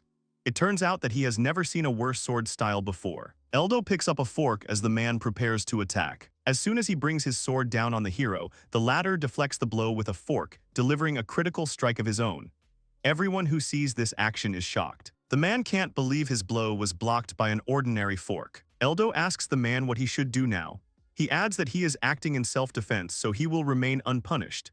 The hero grabs the man's arm and twists it, making a hold and pressing his stomach against the wall. Eldo says he uses the skill to become stronger and can easily break a man's arm. The man shouts that Eldo doesn't dare do this to him and get away with it, to which the hero replies that it's the least he can do for an idiot waving a sword in a tavern. The man gets even more irritated when he hears Eldo call him an idiot. The hero wonders if the man is some famous adventurer. The man angrily clenches his fists and orders Eldo to listen. He says that he has a bronze card of the Zanies company. The man promises the hero that he will turn his life into hell. Eldo asks what this bronze card is. A man standing nearby explains that the bronze card is given to adventurers as a sign of respect and gratitude from the company, and also serves as a mark of glory. Eldo compares the man's card to the one Mina gave him. The man shouts maliciously that the Zanies company will avenge him. Eldo calmly replies that he has a similar card. He takes out a card and shows it to the man, which leaves him in shock. The man falls down in fright. He yells that it is a gold card from Macasia's company. Everyone in the tavern, hearing this, starts to fuss. One of the knights approaches Eldo and says that he could not expect that someone in the tavern would be with such a map in his pocket. Eldo is surprised by the value of the map. The man falls to his knees, begs for mercy, and threatens to give him everything he has. Eldo says he doesn't need anything. The hero is shocked that the card he received has so much power. Gasps of surprise escape from the crowd in the tavern. Some say they've never seen Eldo, others feel sorry for the man who ran into him. Everyone discusses Eldo's map and comes to the conclusion that he is no ordinary man. The hero decides to temporarily remove the card as far away as possible. Suddenly, guards burst into the tavern to find out what happened there. Eldo is surprised that someone called the guards. A man with an eye patch crawls towards them and asks to be arrested since he attacked first. The guards are very surprised by this behavior but agree to arrest him. Eldo decides to avoid attracting attention to himself any longer and go home. As the hero leaves, the girl who was sitting at the same table with him catches up with him. She sincerely thanks Eldo. The hero advises her to be careful and avoid trouble. At the same time, he thinks to himself that he was only worried about his own well-being. Eldo heads to the hotel with a coupon in hand. It turns out that he got a free lunch this time and also got a coupon for a free lunch another time. The hero decides to return to his room and get some sleep until the appointed hour. Back at the hotel, Eldo couldn't sleep at all as he was too excited about fighting someone as a newbie. He is glad that at least his body has rested, and now he is ready to go. The hero walks through the city at night and sees that at this time the residents are sleeping. Eldo uses the night vision skill. Thanks to this skill, the city becomes as bright as day. The hero notes that such a skill is available to any class and hopes that few people know about it. Eldo reaches the ruins of the cathedral. Suddenly he notices that there is someone inside the building. The hero concludes that the church residents are still awake, so he needs to be careful. He does not want to engage in battle. Eldo remembers how in the game from his past life there were many different churches, and concludes that under such ground there must be a secret room for class change. The hero thinks that the voices sounding in the church are coming from the basement. He goes down the stairs and peers through the crack in the door. In the room he sees robbers drinking. The hero also sees a loose lock on the door. He realizes that going through the door isn't the best idea, so Eldo goes back outside. The hero approaches the well near the cathedral. Eldo begins to descend to the bottom of the well. He recalls that in such churches, wells usually served as a secret entrance to the basement. Eldo turns out to be right. Having descended into the well, he discovers a door there, through which he decides to go inside. Eldo understands that if he enters through the door, it will be easier to attack him. He decides to distract these people, for which he pulls out his sword from its sheath and then breaks the lock off the door with it. Having done this, Eldo quickly runs away as far as possible. The men are frightened by the unexpectedness of what is happening, but Eldo is not noticed. The hero understands that he does not have time for a calm descent, and therefore simply jumps into the well. Eldo uses the soft landing skill to land at the bottom of the well. He lands deftly. While the men search for the culprit of the commotion, Eldo enters the door at the bottom of the well. He realizes that there is a storage room behind it. Suddenly, something in the white bags catches his attention. He is surprised by what he sees. It turns out that these are illegal substances, an item that was also found in the game from the previous world. One organization was deliberately distributing them, which led to some problems. Eldo decides not to burn what he found yet and to continue exploring the area. He opens another door and meets one of the guards of the ruins. The man shouts that he has found the intruder, calling the rest of the team. Eldo begins to fuss. The guards can't figure out where he came from in the basement, but in the end they simply decide to kill him. Eldo hurries to run away as fast as possible and also dodges many arrows while running. The hero understands that he must change class as soon as possible. Suddenly, Eldo sees a portrait of the god of classes on one of the doors. He immediately runs into it and sees a human-sized statue of a god. He can do it here. Eldo barricades the entrance with a bookcase. The hero looks at the statue. He knows that in such a place it is possible to change class by receiving the priest's blessing or by repeating the spell of the chosen profession. Eldo is focused on his chosen profession, a man who would master all types of magic and know all magical laws. The most powerful class in the world, which even disrupts the balance of the game. Eldo chooses the Sage class blessing. Suddenly, the ball in the statue's hands begins to glow, and Eldo begins to undergo metamorphoses. Eldo becomes a sage. Some parts of his clothes change and a scarf appears tied around his neck. The hero tries to understand what he feels. Eldo looks at his hand and remembers that even in the game after becoming a sage, he did not experience such sensations. The change of class feels very unusual. Suddenly, Eldo's thoughts are interrupted by people who want to catch him. The hero decides that he has no more time to linger in the cathedral. He puts one hand out against the wall, and various circular patterns appear around his palm. He uses the skill Fireball, and a huge fireball destroys part of the wall, creating a passage. While the men are trying to knock down the door with a wooden beam, Eldo is already approaching the well. He uses the flight skill to rise up. The hero flies high above the cathedral. He sees that the men are still looking for him. The hero decides that he sees no point in staying in this place any longer and flies away. When Eldo descends to the ground to rest, someone suddenly throws a dagger at him. The hero manages to dodge and turns around in fear. The man in front of him is a little surprised by such reflexes. This man is dressed in a black robe, the same as the people watching the ship. He tells Eldo that he is quite good at strategizing, skills, and abilities. This man is clearly not friendly. Suddenly, Eldo notices a crest on the man's robe. It turns out to belong to the Garden of Despair. The Garden of Despair Society is shrouded in mystery. They simply appear to be a sinister organization with the goal of destroying society. In the game Broken Balance Online, this organization was the most dangerous. The man in the robe is surprised that Eldo knows the name of the society, and he asks where from. Eldo replies that he knows that it was the Garden of Despair that wanted to sink the ship he was sailing on. The man says that he is surprised that Eldo knows this, since not even every member of society knows about what happened to the dragon. It turns out that Eldo was just bluffing, trying to find out some information, and accidentally turned out to be right. The man says he was told of an adventurer with a poor sword who managed to repel a dragon's attacks. He wonders if it was Eldo. The hero says he is not pleased to hear about a poor sword since he gave away 150,000 gil. Eldo asks what would happen if he were the guy from the rumors. The man in the robe invites him to join the Garden of Despair. Eldo, who clearly did not expect such an offer, is very surprised. The man says that he can vouch for Eldo since he is a member of the Brassie's supremacy. He also adds that he can give the hero anything he wants. Eldo doesn't know what he should do. He doubts that the man is trying to recruit him, but at the same time he thinks that he should accept the offer in order to survive. The hero realizes that he is still only a level 5 sage, and he is also interested in joining. However, Eldo says he is not interested in the organization. The man says he is not asking Eldo to stay forever. He can try being a member for a week. He continues to talk about money and murders that can be committed with impunity. The man says that having killed once, Eldo will want to kill again, and with these words attacks the hero. Eldo once again dodges an attack that hits him almost in the head. The hero says that, to his regret, he has never killed anyone. He adds that he does not know if he will be drawn in, but he can try. Eldo prepares to attack. The hero decides to start his killing spree with the man in the robe and attacks him with a sword. The man, in turn, throws many daggers at Eldo. Eldo deflects all the daggers with his sword. Finally, the hero runs up to the man. He points his sword at him and is about to stab him, when suddenly the man deflects Eldo's attack with a simple dagger. The hero is in shock. The man in the robe once again says angrily that Eldo's sword is pathetic. He pulls another dagger from his bosom and swings it at Eldo. The hero manages to dodge the attack again. Eldo thinks that, unlike him, the opponent only uses one hand to hold the weapon. Eldo concludes that the man in the robe is definitely stronger than him. The man in the robe laughs loudly and maliciously. He tells Eldo that it is only a matter of time before the hero dies. Eldo used the clay projectile skill and threw them at the enemy with great speed. However, the man jumped and managed to dodge.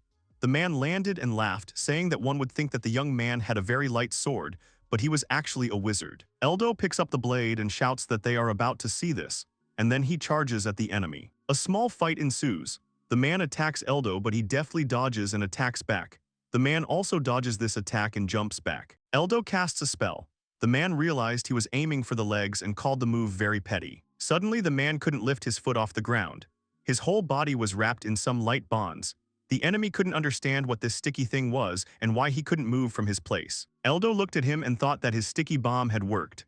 This spell sprays a sticky substance where it falls. This spell is similar in appearance to the clay projectiles that Eldo used earlier, which is why they are difficult to distinguish in the dark. The young man realizes that he was right to use the projectiles first, and then the sticky bomb. At this time, the man keeps trying and trying to get out, but on the contrary, he only sticks even more because the substance splashes. Meanwhile, Eldo comes close to him and uses a spell. He apologizes to the man for not letting himself be killed and smiles. In an instant, the man explodes from Eldo's use of the fire bomb skill. The man is burned to the ground, and Eldo continues to watch him. The man continued to burn, but suddenly Eldo saw him take out some kind of capsule tablet and put it in his mouth. In an instant, the man's body was restored. The flames no longer caused harm. Suddenly, his arm became huge and muscular, and his claws grew longer and became like those of an animal. Eldo was very surprised by what appeared in front of him. The man turned into some kind of monster. He swung his arm and hit the spot where Eldo was standing with all his might. The blow caused part of the bridge to collapse, leaving a huge hole in the middle. The man had completely transformed into a monster that didn't even look like a human. Eldo was already in the sky. He dodged the monster's attack and, looking at it, guessed that the pill was an artificial demon medicine. The man-made demonic cure is a cure that was used by the leaders of the Garden of Despair in VRMMO. It takes away a person's sanity, and as a reward for not being able to return to their previous form, it makes them much stronger. The fact that this man used this medicine means that apparently, the Garden of Despair from VRMMO and from this world are connected by more than just the name and emblem. The young man thinks that it would be troublesome to fight him, so he asks for forgiveness and says that he will definitely defeat this monster. The young man uses a spell and shoots a fiery arrow. The monster easily catches it with his hand, but the arrow explodes right in his fist and causes terrible pain. The young man then took him by surprise and used a fire arrow spell multiplied by 5. Thus, about 5 fire arrows were fired at the monster, which exploded upon contact and caused huge damage over an area. At first glance, it was clear that the monster had been destroyed. White smoke was coming from the place where it had stood before, and traces of soot were visible on the stone bridge. The young man looks more closely at the explosion site and decides that the target has been destroyed. He turns around and flies away from the battle, hoping to remain unnoticed. The very next morning, sitting in his room and holding his sword, the young man was immersed in his own thoughts. It turns out that all this time he was expecting someone to follow him and then attack him, so he didn't close his eyes. It's a good thing he got rid of those who openly chased him last night. He realizes that he must not forget about the possibility of another battle with this Brazos. Then he decides to go out into the streets of the city. Walking down the street, the young man thinks that the sage needs a staff. Of course, he can use magic anyway, but the difference in power with and without a staff will be obvious. He remembers the fight with the sea dragon, and thinks that he was able to quickly defeat the sea dragon that time only because of the good equipment of the other people who took part in the battle. After some time, Eldo reached a local store. Inside, there were many customers and life was in full swing. Looking at the goods, he realized that no matter what anyone said, the capital's weapons shop had an excellent selection. But no matter how you looked at it, all the staves on display were only suitable for the wizard class. There are different types of staffs. A sage can use any of them, but of course only a special sage staff can demonstrate the power of a sage. The young man thought that soon, perhaps, he would need to ask his old friend for a favor. After some time, he arrived at an establishment that was located in a huge building. A familiar girl greeted him. She said that she had not seen Eldo for a long time, or rather since yesterday.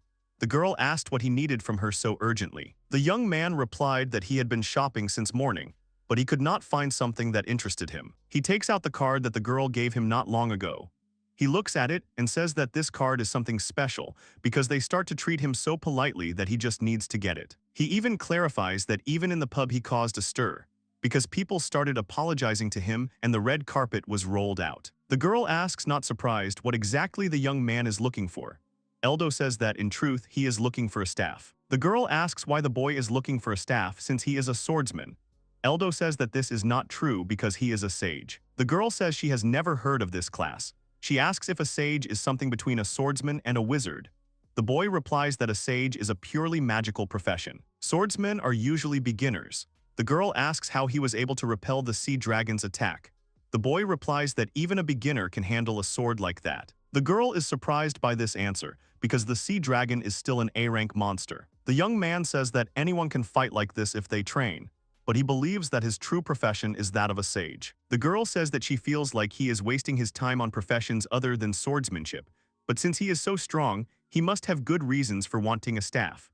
The girl says that she understood Eldo well, and then offers to show him the best of all the staffs they have in their house. After a while, they were in the weapons room, where there were a lot of really good weapons. Eldo is amazed by this entire arsenal and says that all the staffs here are first class. The young man understands that although they are all good, none of them are suitable for the sage. Then the young man notices a rather plain staff and says that this one will suit him. He asks the girl if she minds if he takes this staff. The girl answers positively, and then says that she cannot recommend this staff to him because it was found during excavations of ancient ruins, and it is also good for nothing. Eldo says that this staff will suit him perfectly. He takes it in his hands and realizes that this is what a real sage's staff feels like. The young man realizes that this is a truly magnificent staff. It was probably undervalued because it was used by a magician. Then the young man notices the price of 25 million gil and is very surprised.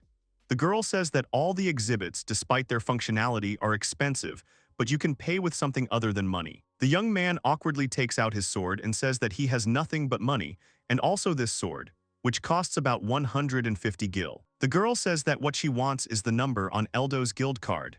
She will buy it for 30 million gil. The young man understands, looking at the card, that he will have to work off these 30 million gil. The girl says that she is not forcing him to do anything, but on the contrary, she just wants to know his number in the guild in exchange for the staff. The boy asks what is valuable about his guild number.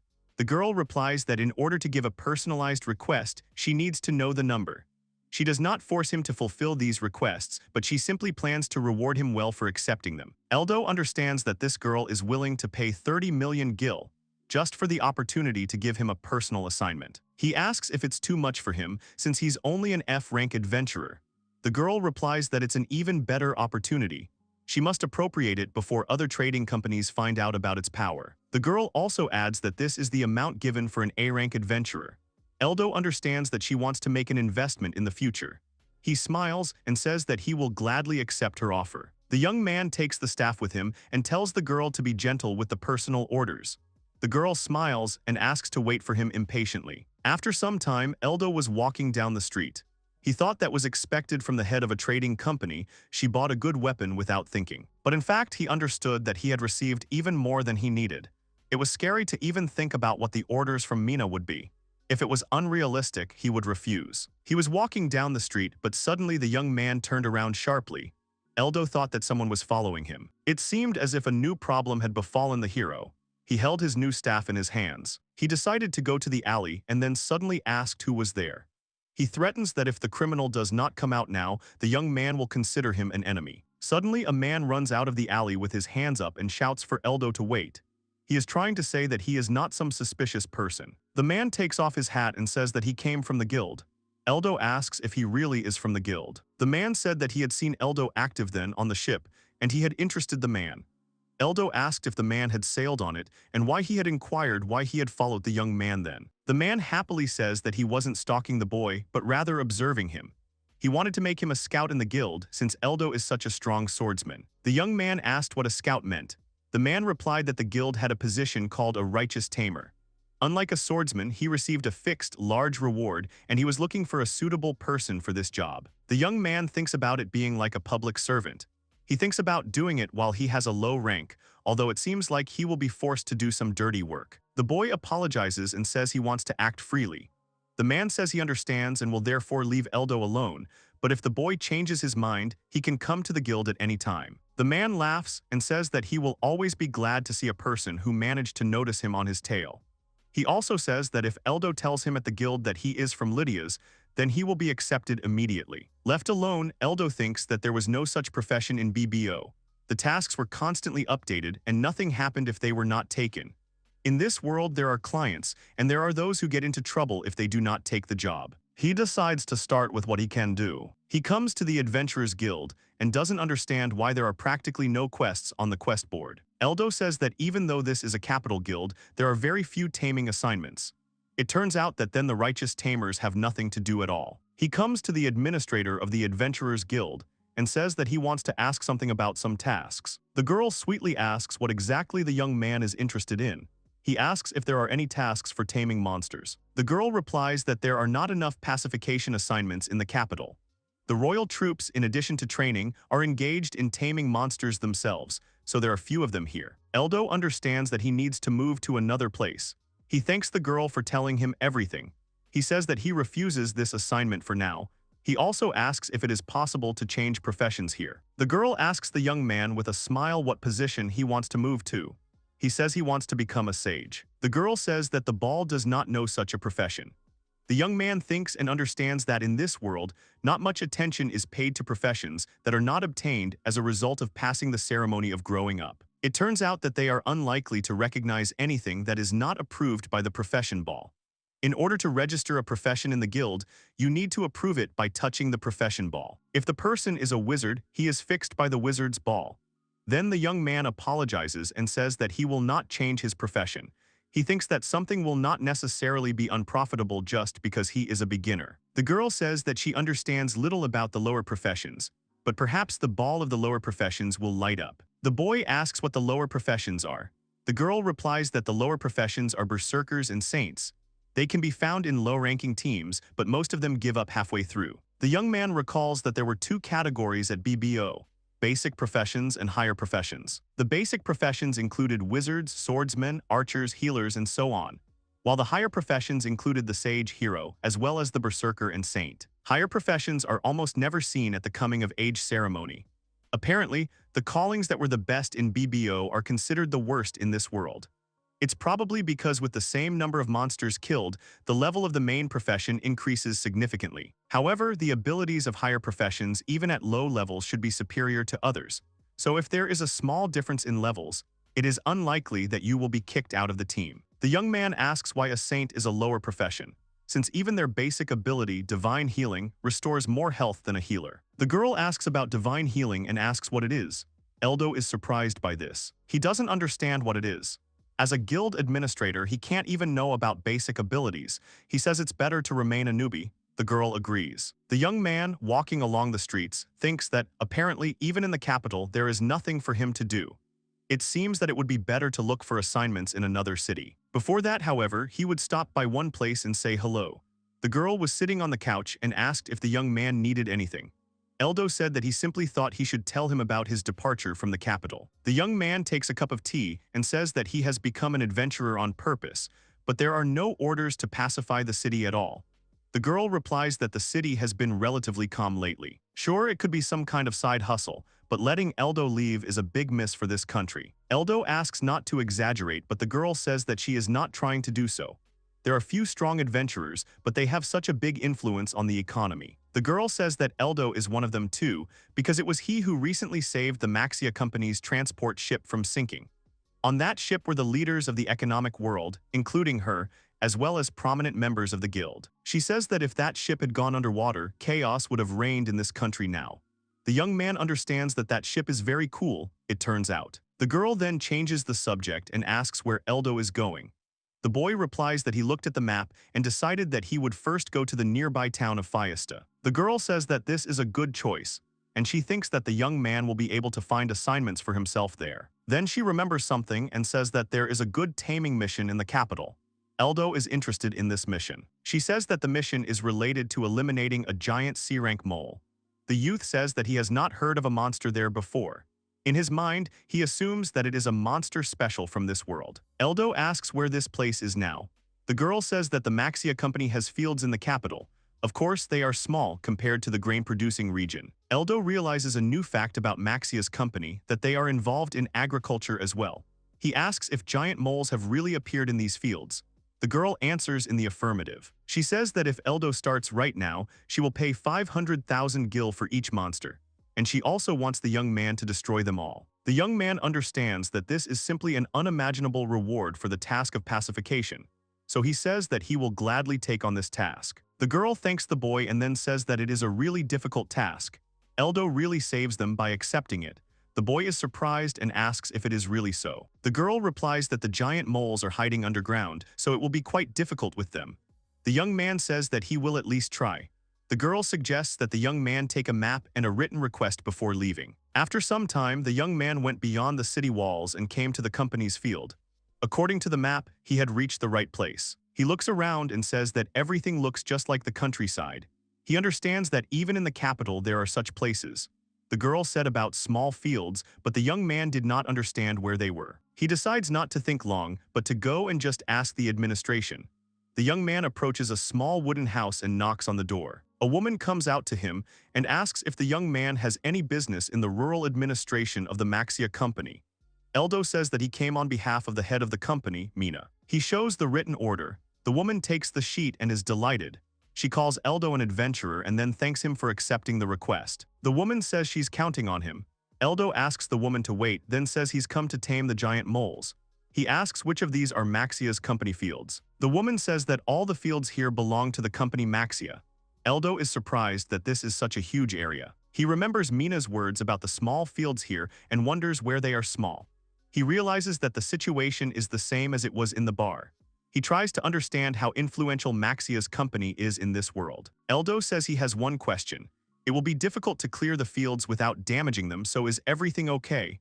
The woman says that if the boy does not burn them with fire magic, then nothing will happen. The woman apologizes for being rude and asks if the young man will really be alone.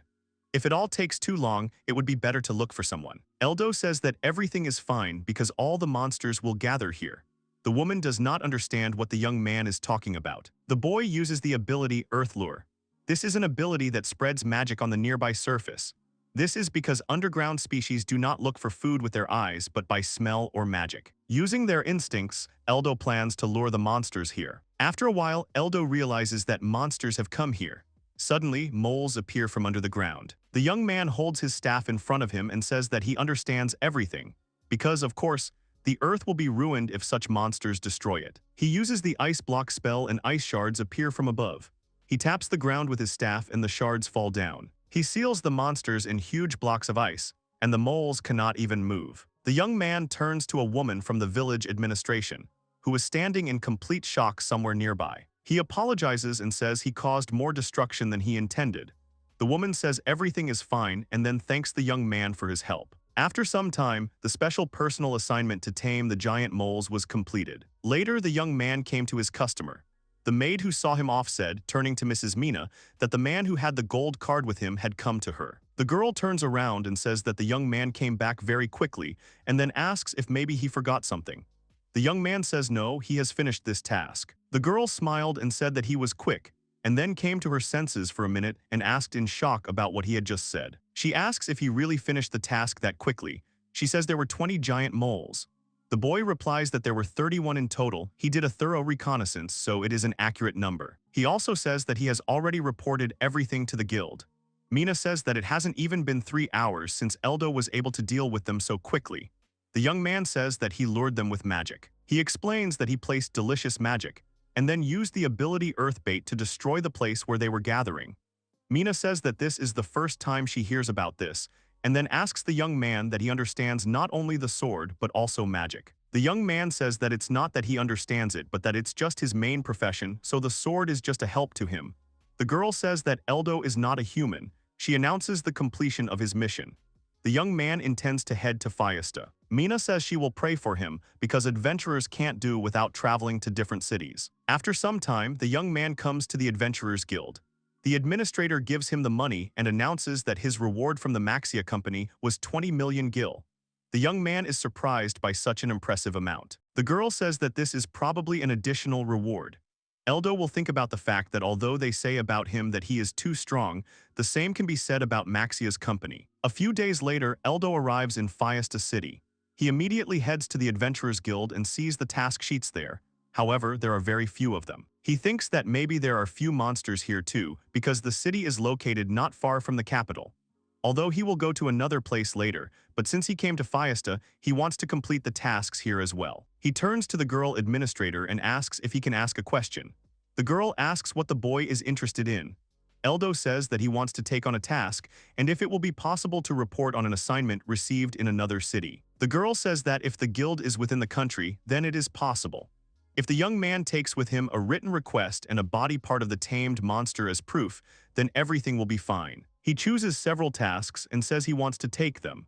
The girl replies that the task is to tame the grass mantises and giant frogs. She says it's good that there are still errands to run. The boy asks what she means. The girl administrator says that in any case, a girl nicknamed Flamepike has come to Fiesta now and she has 2 names. Eldo introduces some pumped-up man and says that the Flaming Pike is some powerful name. The girl says there are reasons for this. Adventurers are given 2 names. Since Gillart's location is unknown, the Flame Pike is currently the strongest and most famous adventurer in the world. Eldo wonders if he really is such a cool adventurer. He says that he really wants to meet this adventurer. He also thinks about how no one knows where Gillard is. After some time, the young man was already in the forest near the city of Fiesta. He says that he will probably begin his task from here. He begins to use magic, activating the spell of magical search. An invisible wave of magic emanates from the young man. At this time he, with the help of his eye, sees images of praying mantises that are hiding among the trees. He finds them and realizes that there are about 10 of them within 10 kilometers of him. These are grass mantises, which he needs to deal with in order to complete one of 2 tasks. He takes a step and uses the ability of magical invisibility, and then his body disappears into thin air. Magic invisibility is a skill that allows you to hide. It is deactivated by using other spells, but it helps to attack the enemy unnoticed. In this way, he reaches the mantises themselves, and then suddenly appears in front of them. He uses a fire ring spell and surrounds the monsters with fire. They cannot escape anywhere. Then the young man narrows the ring and quickly burns the monsters. He has done a great job and dealt with the first batch. Scouting with magic search and then attacking from magic invisibility. This is the sage's basic combat tactic when hunting alone. There are other ways, but this is the most effective for hunting large numbers of monsters. Suddenly something catches his attention, and he decides to explore the situation using a magical search. Suddenly the young man notices a girl and a huge monster in the form of a gorilla. He understands that they are in the midst of a fight, and moreover, judging by everything, that monster is the boss of this area. The area boss is a powerful monster that appears at a certain time. If you defeat it, you can gain a lot of experience and increase your level. The young man uses magical invisibility because he wanted to first get closer to them, and then see what was happening. Even if you defeat the area boss together, everyone will still get decent experience. If the battle is tough, he will probably take advantage of the moment. The young man approached the battlefield and saw there a gorilla boss, and a girl with blonde hair and a spear. The girl lunges forward and points her spear straight at the monster, but the boss easily deflects her attack and strikes back. The girl flies back and Eldo becomes visible again. The girl looks at him and then asks if he is an adventurer and then tells him to run. She continues to fight him. Eldo realizes that the boss of this area is indeed an angry monkey. Despite its size, it moves quickly.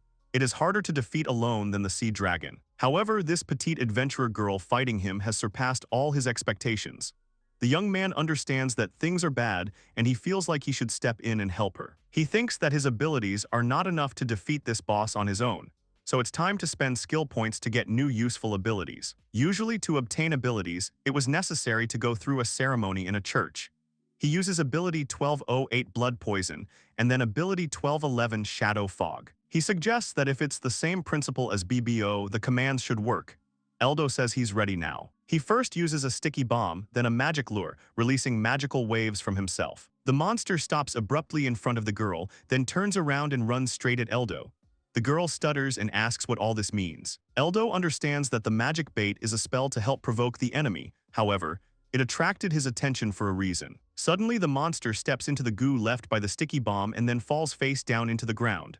The girl is very surprised by this. The boy then uses a shadow fog spell and spreads a dark cloud right into the monster's eyes. Then the next step was to use a blood poison spell, which Eldo blows directly at him. Shadow mist narrows the opponent's field of vision, and blood poison reduces his physical strength. A blonde girl approaches Eldo and asks if he really neutralized the angry monkey, even though she couldn't do it. The young man thought that the girl was speaking as if she wanted to show here that she was the strongest adventurer. He tells her that she needs to recover first and then uses a magical healing spell on her shoulder.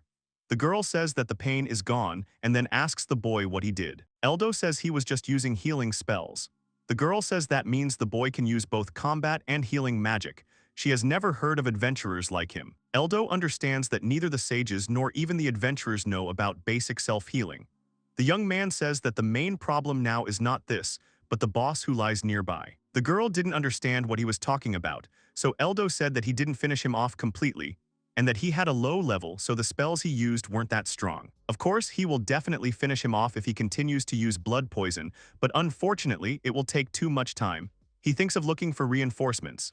He heard that somewhere around here is a flame lance, the strongest adventurer. The girl says she is a flame lance, but her friends call her Miria. Eldo asks if he is serious. Since they said she was the strongest, he thought she would be able to finish off someone, like an enraged monkey in no time. And when he heard the words flaming spear, he imagined only a hot-blooded giant. The young man says his name is Eldo. He didn't think that the fiery spear would be a tiny girl. The girl said that she would continue to address the young man as such, and in response he could call her Miria. The girl blushed and said that she must have been terrible, because the angry monkey was completely out of his league. Eldo says that it's not like that at all and that he doesn't think so at all.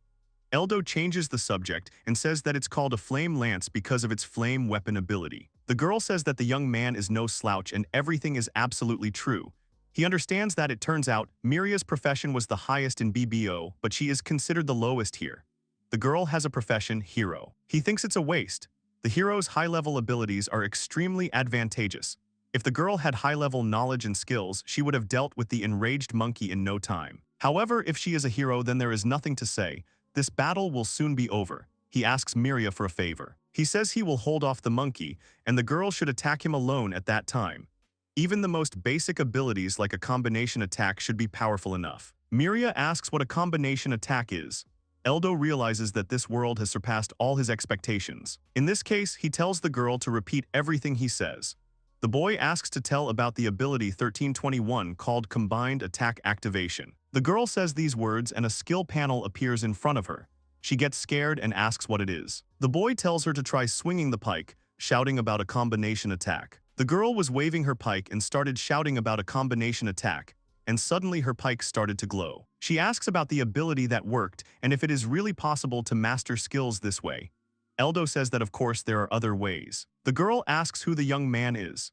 He says that he just knows a little about it and that he is a simple F-rank adventurer. The girl says that the boy is lying because it is impossible for an F-rank adventurer to know such things. Eldo says that he is not lying. Suddenly, a monkey boss appears next to them.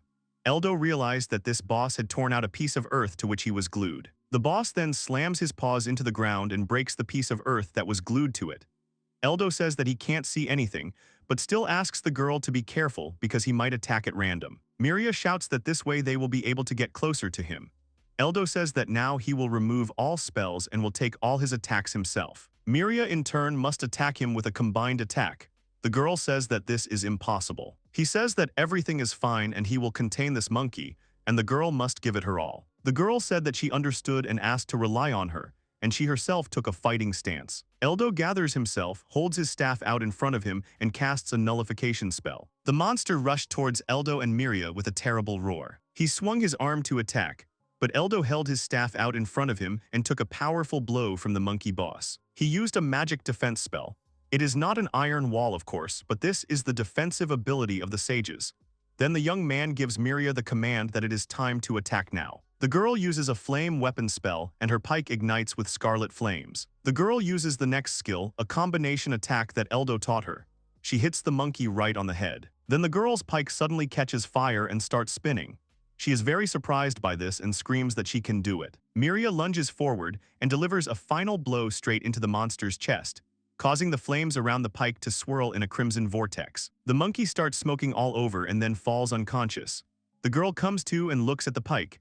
She says, surprised that it can attack so powerfully. Eldo says that the girl did a great job and they also raised their levels. The girl says that it can't be that easy for the boss to be defeated.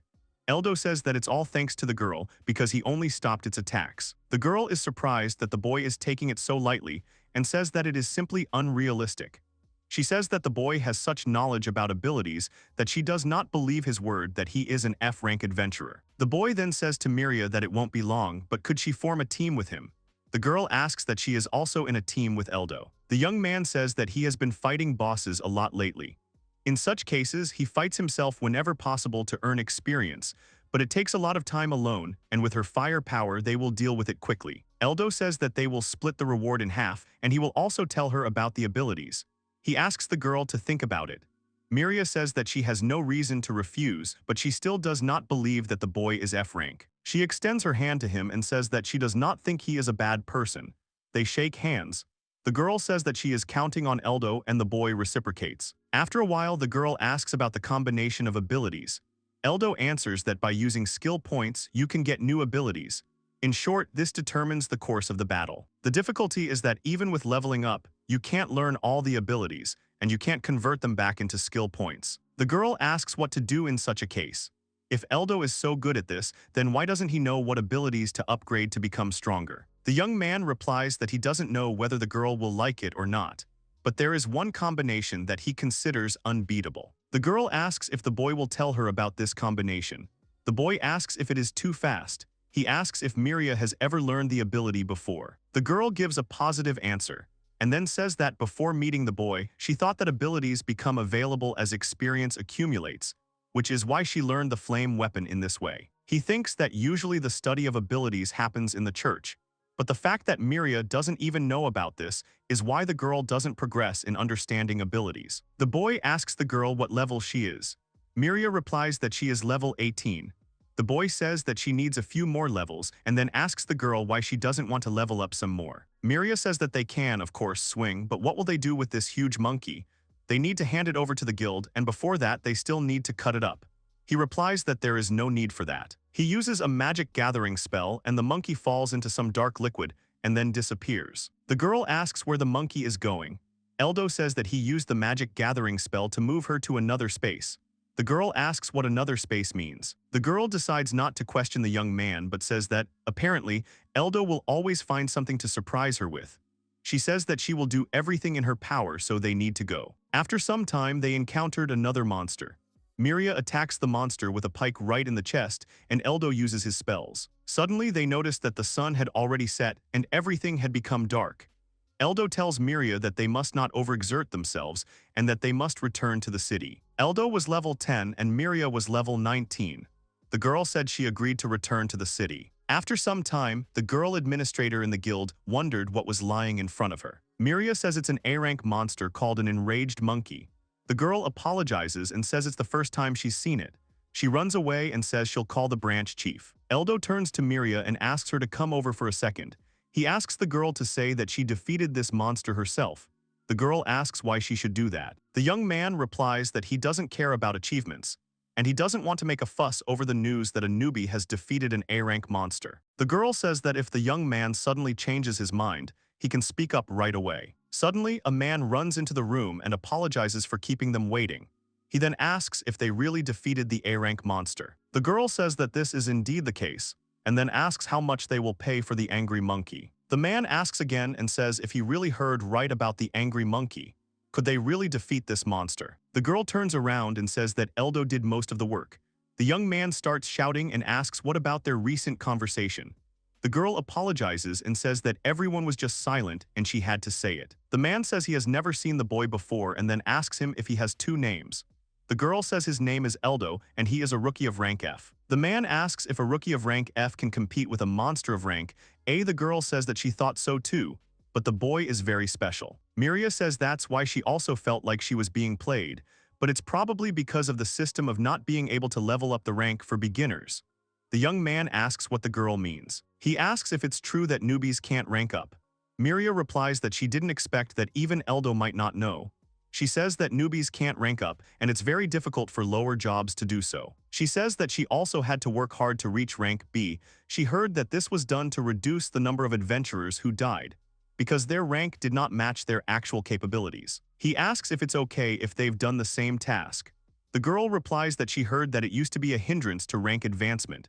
About 10 years ago, as a result of the reforms of Cardinal Jorges, who was then at the top, the system became like this. The man apologizes for disturbing you, but this is an order from above. Eldo thinks that no matter what your profession is, your abilities depend only on yourself. The fact that your rank changes because of your profession seems like some kind of conspiracy. Maybe this Cardinal Jorges hates the lower professions and newcomers. The capital church, where one could change professions, has turned into ruins, and these higher professions are very strange and perhaps there is something fishy here. Miria says that the boy has long since surpassed rank F because he easily withstood all of the monkey's attacks.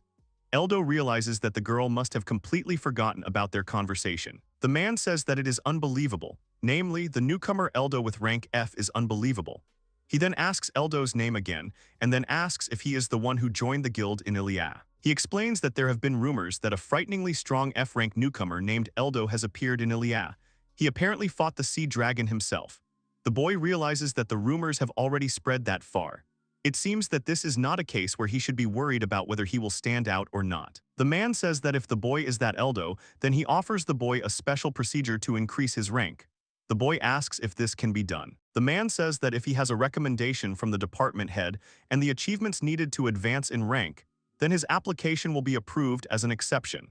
His merits in the battle with the sea dragon will be especially taken into account. The boy says he will be grateful and expects the man to raise his rank.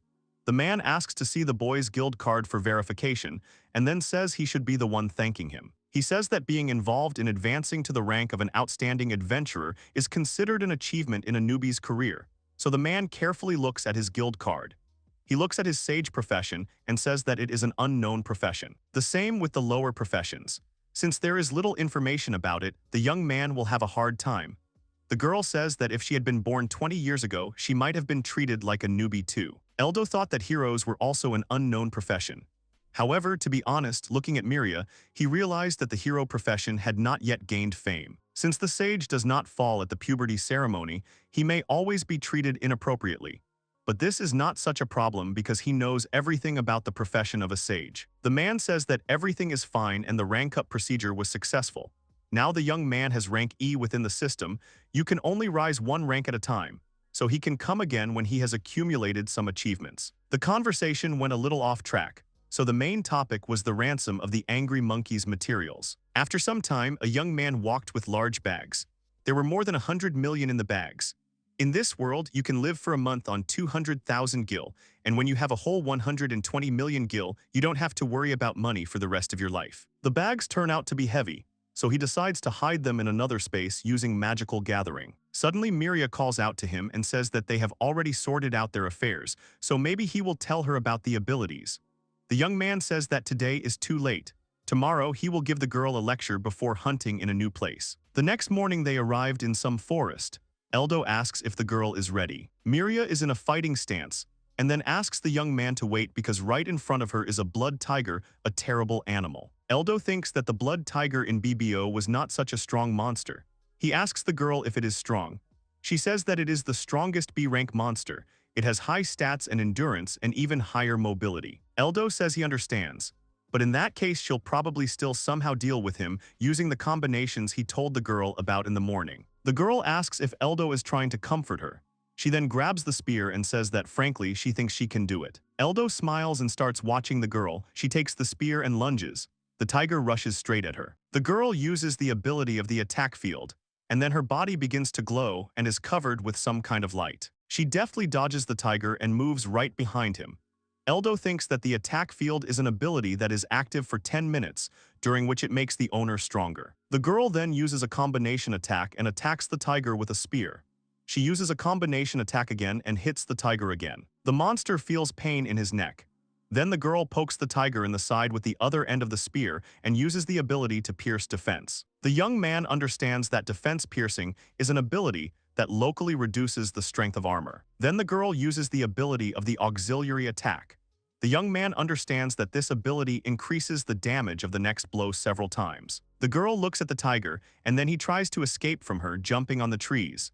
The girl does not want to let go of her target and uses the ability Full Explosive Crush. Eldo sees that Full Blast Crushing increases attack damage by a huge amount in exchange for removing all abilities that were previously used.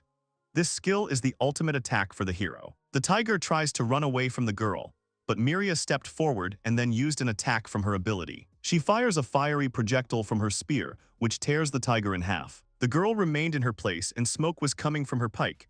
She finally exhaled. Meanwhile, the young man watched her and thought about how this combination of abilities of the next strongest class after the sage in one-on-one combat. Moreover, in a state where she is physically stronger due to her abilities, the girl can handle even several opponents. This is one of the few professions that allows her to fight alone. The girl looks at her hands and is happy that she did it. Suddenly, another tiger attacks her from behind. The girl turns around in fear and realizes that there were several of them. The tiger rushes at the girl, but Eldo appears between them and stops the monster with his ability. Miria, frightened, opens her eyes and sees Eldo in front of her. He tells the girl that she did a great job with the combination for a first time. The girl thanks the young man and then asks if now is really the time for this discussion. Suddenly the tiger attacks the young man again, but this time with his paw from the side. However, Eldo cleverly blocks this attack as well. He said that he forgot to tell you something. In fact, there is an ability for heroes that is much stronger than magic defense. It is super defense. Another strong combination is when the girl activates critical defense to dodge the enemy's attack, and then goes on the offensive with a counter combo. He says that he has scouted the situation using a magical search and found out that there are 3 blood tigers ahead. He will deal with this tiger himself, and the girl can then try a fight against several opponents. The girl wonders how the boy can deal with this tiger alone. He looks at the monster and uses the ability of fire arrows. Suddenly the monster bursts into flames and then the flames destroy it completely. The girl looks at him suspiciously and says that she was thinking that the young man couldn't handle this hunt on his own. The young man replies that his level and supply of magical powers are quite small, so he cannot throw them all away. He relies on the girl to ensure that their hunt goes smoothly. He says that a herd of blood tigers is right in front of them. They have plenty of time, so the young man suggests not to rush the hunt. The girl smiles and agrees to the young man's proposal. The girl examines her hero defense ability, Super Defense. Eldo says that if she concentrates on a certain place, the shield will take on clear outlines. Eldo says that this shield can protect even from multiple opponents and local attacks, so it is a very convenient ability. Miria thanks Eldo for his help. But even for rank S. The young man is surprised by this, and says that she first needs to properly release the ability combinations. They came to a small cliff and saw 3 tigers there eating their food. They will have several opponents further. Eldo asks the girl if she is ready. Miria winks and tells the young man to rely on her, because she can handle this without any problems. She jumps off the cliff and rushes to attack, but the young man feels some strange and bad premonition. Miria spots her target and uses her shockwave ability, damaging multiple enemies before landing and using a wide attack and turning around, hitting 3 enemies again. The girl smiles, but the tigers, having survived the attack, surround her again. The girl is surprised that she could not kill them all. She wants to use her attacks again. The girl uses a wide attack, again dealing damage to the area. Suddenly the tigers stood behind her and bared their fangs. They were getting ready to attack her. Suddenly the girl screamed and surrounded herself with her protection. She was like in a ball. The girl screamed the boy's name. Eldo used fire arrows and set all the opponents on fire. At that time the girl held her head in her hands and trembled with fear. The young man approaches Miria. She happily runs towards him, but the young man shows 2 fingers and says that the girl made 2 mistakes. The first is that the girl did not activate the boost from the attack field and auxiliary attack. And the second is that the girl did not understand everything about the ability recharge time. The field of a large attack must wait for about 10 seconds. Otherwise it will not work the second time, and during this time the girl could simply calmly use other abilities. The girl became despondent and asked Eldo for forgiveness, saying that she got too carried away. However, Eldo says that the girl is good and quickly figured out what to use, so she was able to defend and attack with super defense. He says that the girl still feels good on the battlefield. The girl blushed awkwardly and thanked Eldo. The young man smiled back. Eldo offers to swap places with Miria and move on. The girl agrees. After some time, Eldo and Miria return to the guild. The adventurer's guild leader and the female administrator looked in horror at what these two had brought. Eldo and Miria stood before them. The young man said that they had come to collect the reward for the blood tigers. A pile of monsters lay behind them. Eldo said that there were 73 blood tiger corpses in total. The administrator girl screamed in horror, and the head of the guild even cracked his glasses in surprise. The man said that even though the boy is with the fire pike, but killing so many monsters during a hunt is already too much.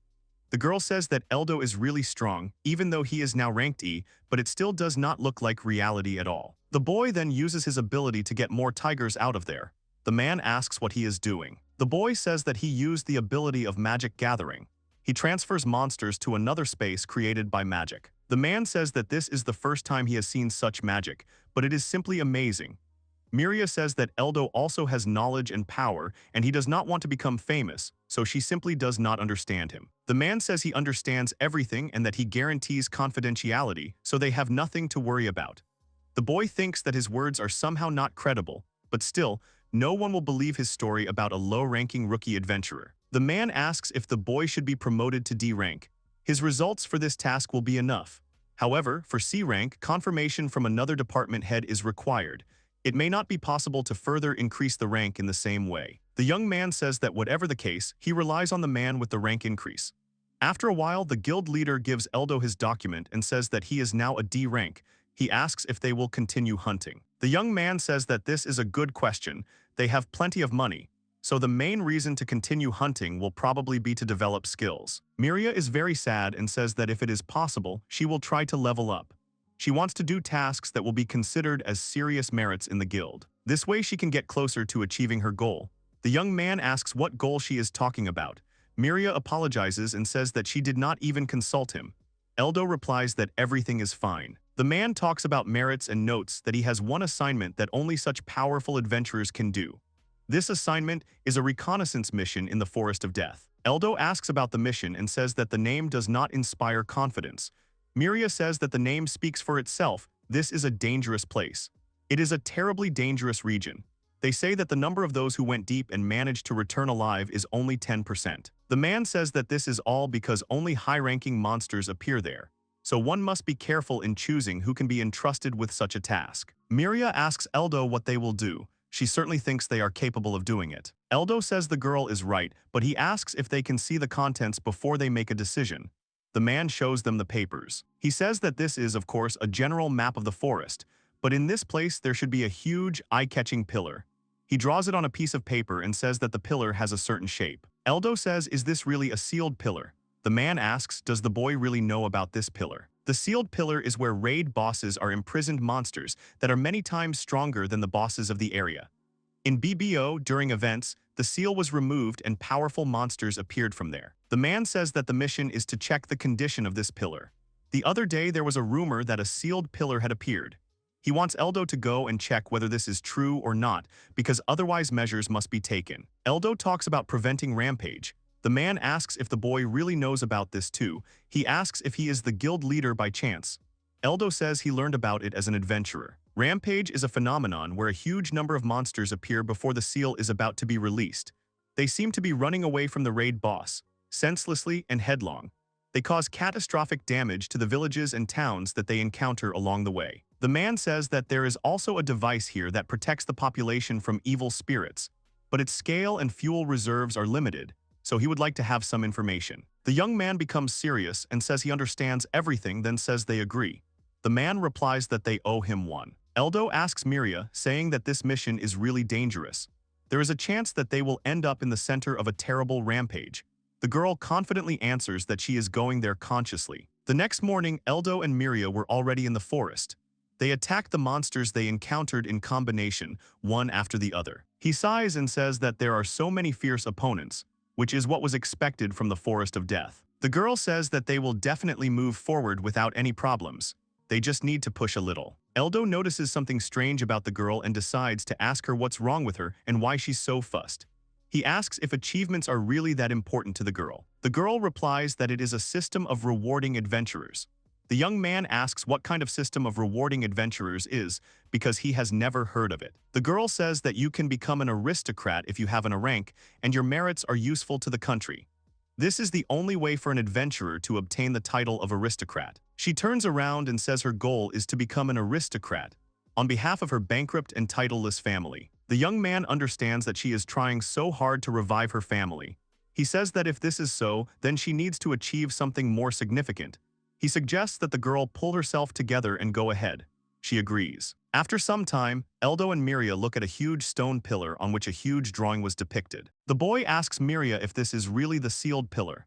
The girl answers in the affirmative. The young man says that the orange pillar is facing Fiesta, so there are about 5 days left until the raid bosses appear. The girl asks if the boy really understood this just by looking at him. Eldo says that such a type can be judged to some extent by color.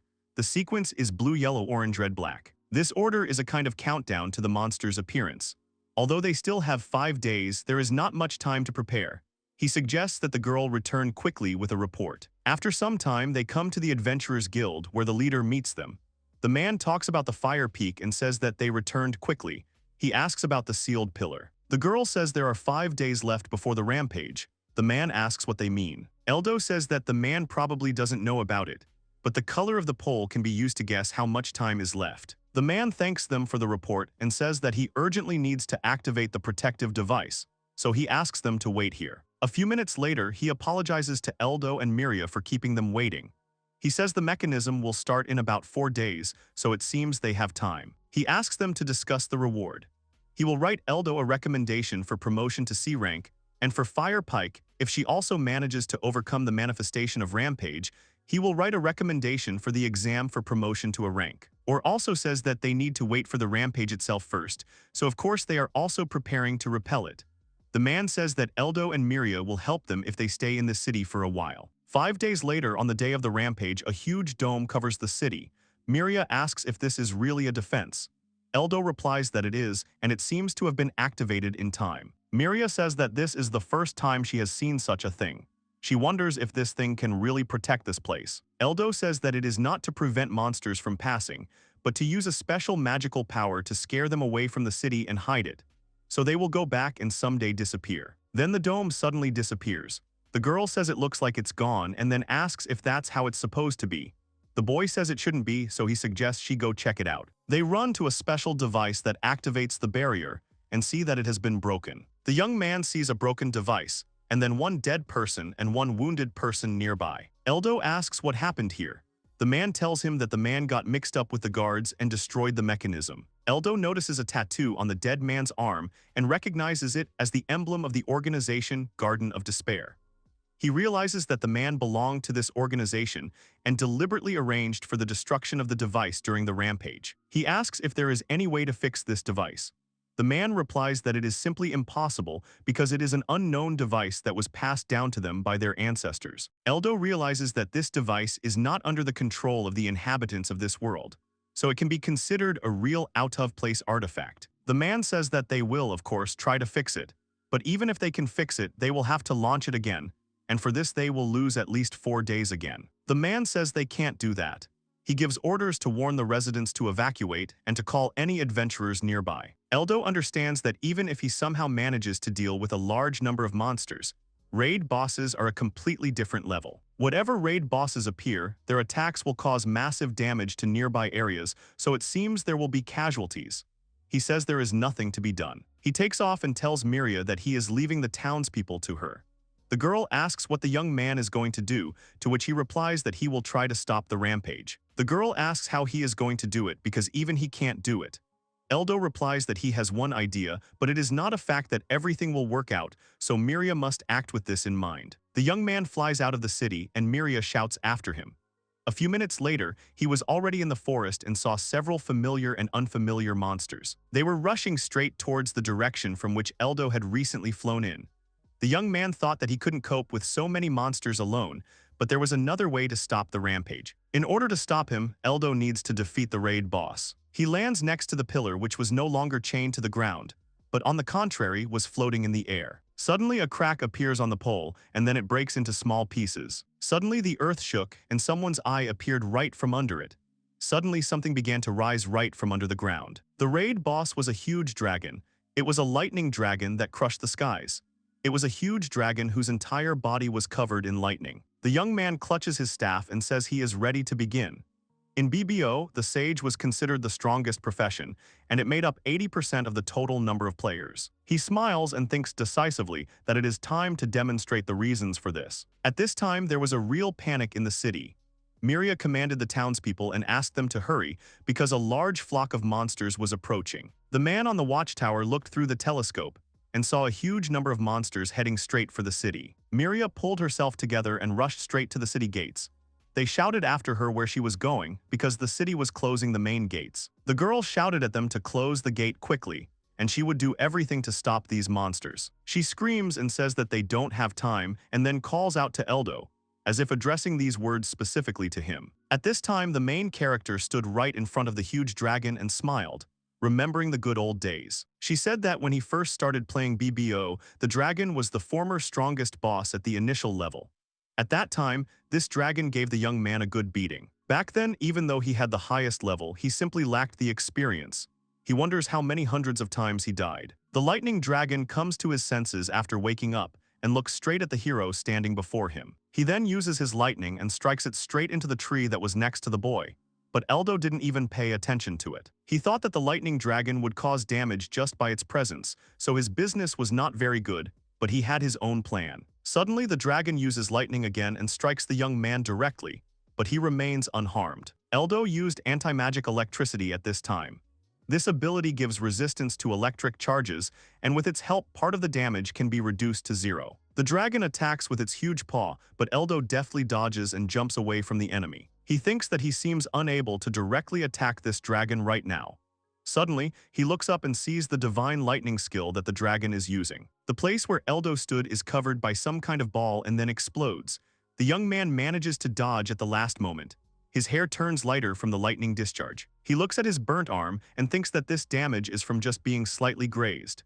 It's a level of stress beyond what you'd experience with a normal health loss in a game. Divine lightning is an ability that allows you to strike the ground with lightning of destructive power. If you find yourself in the center, you can die immediately. Eldo is currently level 18, and to fight this dragon you need to be around level 50. Eldo uses self-healing to heal his arm, and then says that he knows what he needs to do since he's defeated this dragon so many times before. This time will definitely be no exception. The young man uses one of his abilities and many magical seals appear in front of him. The boy uses the following abilities: Attack Field, Enhancement Field, Berserker Field, Ice Field, and Super Magic Field. He thinks that he will activate all the existing fields and also imbue his weapon with Earth Magic, which is the opposite magic of Lightning Dragon Magic. He uses Earth Magic and Super Earth Magic on his staff. His hands begin to shake, and he understands that the load on the body is not as usual, and due to the imposition of abilities, it will be extremely difficult to control them. But in terms of magic, Eldo is several thousand times stronger than the dragon. The young man notices some of the dragon's movements and thinks that he is going to use divine lightning again, but everything is not so simple. The boy jumps back and realizes that the dragon is attacking straight down, so it's not hard to dodge.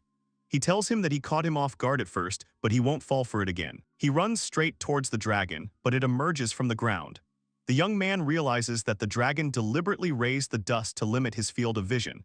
He realizes that his next attack will be different. Eldo jumps to the side and is lucky because suddenly lightning appears from the side. He wonders if it really is a lightning sprint. If the divine lightning attacks pointwise, then the lightning sprint attacks in a straight line. This is one of the attack patterns of the lightning dragon. The young man dodges one lightning bolt after another. He thinks that even though he can barely see anything, his body remembers the time of the attack. He extends his staff forward and then tries to use his abilities, but realizes that he can't do it. However, powerful boost magic has its big drawbacks. In addition to the huge mana consumption, it is replenished at the expense of health points. He feels like he's losing his life force, which he didn't experience in the game, but with his level, there's no other way to defeat this monster. The dragon uses his paw to disperse the smoke he himself created, and with this, he notices the young man. The boy tries to catch his breath, and then notices how the dragon begins to roar and swing its huge paw. Suddenly, the monster makes a sharp attack and crosses its paws on its chest. This causes a huge cross to spread across the ground. It cuts the earth with the help of air and its claws. The dragon looks around the place where he just cut through the earth and tries to find the young man, but he is not there. Eldo says that he is currently just dodging his attacks thanks to his knowledge from VRMMO. The dragon is surprised because the boy suddenly appears right above him. Eldo says that even if he, with his low status, attacks head-on, it will not affect him. In other words, this is the only remaining way to attack. The young man raises his staff. He wants to use the strongest attack, into which he will put all possible enhancements. He lifts a single huge boulder of earth above himself, which is even larger than the dragon itself. Eldo says that with this attack, he will finish the dragon once and for all. Eldo then lowers his staff and uses his earth magic ability, Giant Stone Hammer, to make the boulder fall right on the dragon. The dragon falls to the ground from this huge stone and loses consciousness for a moment. Eldo looks at the dragon and wonders if he really managed to win. Suddenly, the monster opens its eyes and feels a huge thundercloud above it. Eldo realizes that the monster is using divine lightning, so it appears to be still alive. He looks up and realizes that the dragon is not using divine lightning at all. He says he hasn't seen it in VRMMO for a while, but it's a more powerful magic than divine lightning. The trump card that the lightning dragon that shatters the heavens pulls out when he's on the brink of death. The strongest magical attack that cannot be dodged is called Torpedo Extermination. Looking at all this, Eldo understands that if he gets hit, there will be no trace left of him. Eldo raises his hand up and smiles nervously, saying that they must defeat this monster at any cost before it activates its ability. The boy then uses the ability of the giant stone hammer at 1/3 of its size. He realizes that he barely made it in time, but he just wants to win before he is defeated. The huge boulder falls on the dragon again and pins him to the ground with great force. The young man tries to catch his breath as he has expended a lot of energy. He looks at the crushed corpse of the dragon and wipes the sweat from his face. The young man announces that the taming is complete. The task, which had life at stake, has been successfully completed. While Eldo fought the dragon to the death, Miria was trying to defeat the monsters that wanted to attack the city. The girl launched one series of attacks after another.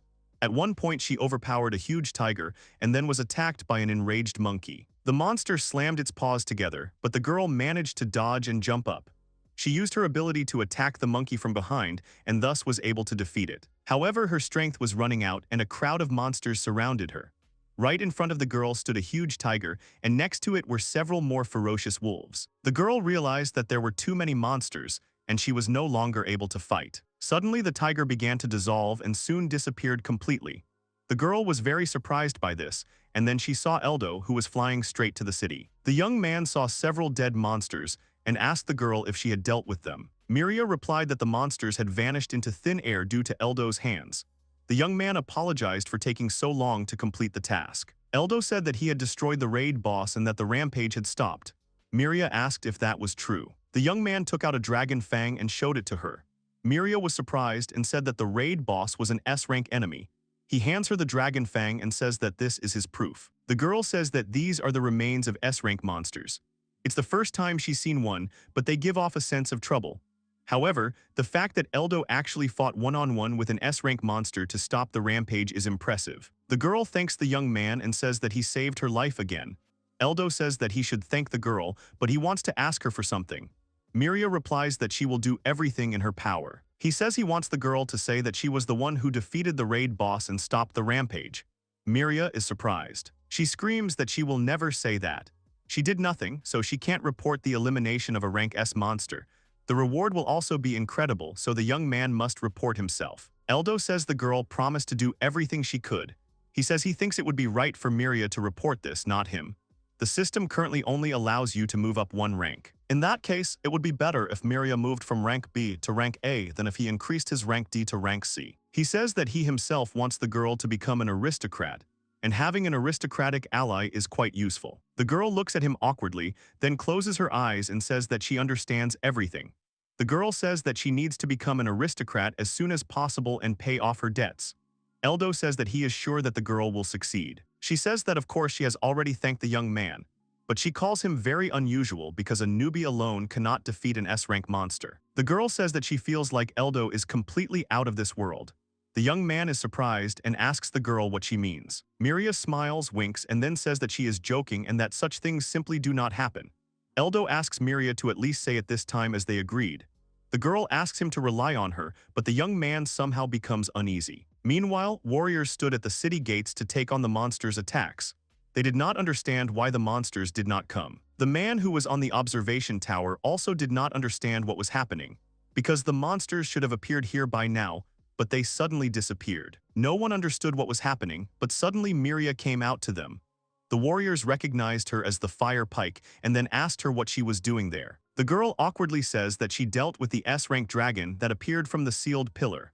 All the monsters disappeared because she dealt with the main monster. The men repeated the girl's words and asked if she had really defeated him alone. Miria took out a piece of the dragon and said that it would serve as proof. The men looked at the dragon's part and said that even with his low rank, he could feel the power coming from that part. They asked if this was all true. Miria said it was true and the riot was over.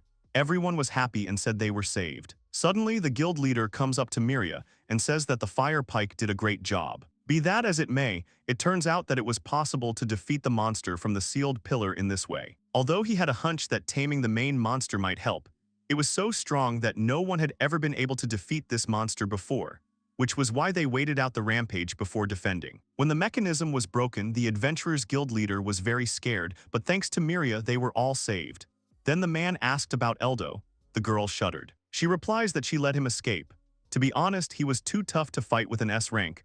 The man replies that no matter how strong he is a rookie. The man asks her to tell him more about everything that happened, because no one has ever managed to defeat an S-rank monster before, so the information from her would be very valuable. The girl replied that she remembers almost nothing at all. Eldo meanwhile watched the girl from the side and wondered if everything worked out for her. Mentally, he apologized to her. The man asked if the girl really only aimed at the horns.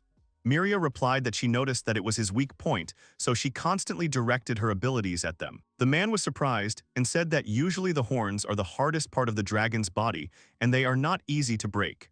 The fact that the girl was able to see a weak spot in them is simply indescribable courage and insight. The girl smiles and says that it is not for nothing that her name is on everyone's lips. The man says that he will definitely report that Miria, nicknamed Fire Spear, defeated a monster of rank S. The girl thanks the man. However, the man says that the reward will be delayed for several days because they have not had such cases before. And he also asks if it is possible to take the dragon's rock as proof of pacification. He says he thinks that such merits could contribute to promotion not just to a rank, but to S rank, but he does not have the authority to make such decisions on his own. He says he will promote her as best he can, but the girl will have to wait for the decision of the Council of Higher Authorities. The girl says she understands. The man then asks permission to thank the girl again and then bows. This makes the girl very embarrassed. After a while, she leaves the Adventurers Guild building. Eldo is waiting for her there. The young man tells Miria that she has done a good job. The girl says that she was still very embarrassed. The young man apologizes to her. Miria says that thanks to him, she came closer to achieving her goal, but she will definitely not remain in debt. The girl then asks what Eldo plans to do next. The boy replies that he plans to continue completing quests and leveling up. It would be great if there was a place with monsters that were just as strong. The girl replies that they don't usually say about the Forest of Death that the monsters there are moderately strong. The young man asks if the girl doesn't think the same now. Miria smiles and agrees. Then she changes the subject and says that she recently heard something interesting. An adventurer she knew told her about it. He asked the girl if she had heard about what was happening in the city of Irias. Not far from there, in the great forest of Irias, a huge number of monsters appear, so there are clearing quests everywhere. The man says that the girl should go there too, because with her abilities, there will be fewer quests there. The girl says that she will stay in this city for some time awaiting a decision. But why shouldn't the young man go there? Eldo says the girl is right. If there are so many tasks, then it's probably better to go. They both know that this is where their paths will diverge. The girl says that since they met, she has done nothing but cause the boy problems. So much so that she will hardly be able to fully thank him. Even though it wasn't that long, she thanks him from the bottom of her heart. Eldo tells the girl not to talk as if they were saying goodbye. He asks her if there is any other way she could do him a great favor and not take credit for his great achievements. The girl is indignant and asks for forgiveness, saying that this will not happen again. Eldo laughs and says that it is just a joke. The girl tells the young man to stop. She is sure that he will not disappear and then wishes him to take care of himself. The young man tells her to see him, and with that they say goodbye. Eldo walked out of the city and looked at his path.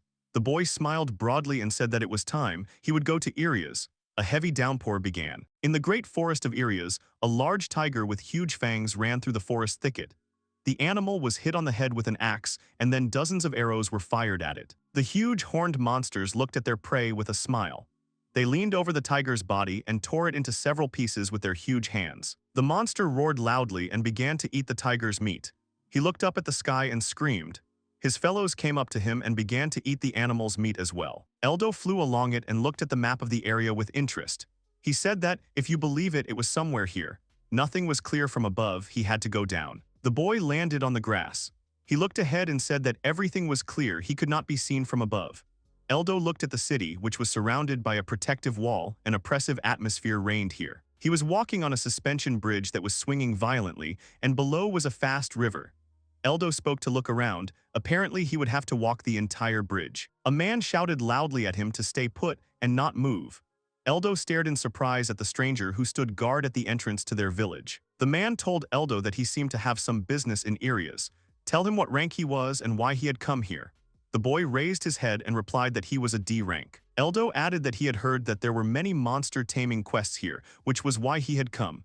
The man said tiredly that he had thought so. He said he was sorry, but that was outdated information. Sure, there are still monsters here and there are plenty of quests, but more importantly, there have been a ton of hungry ogres in the last few days. Eldo thought in surprise that the hungry ogres were the strongest B-rank monsters. They had intelligence and could handle human weapons. The guy continued to reason that such enemies are the most dangerous thing that has happened to him so far.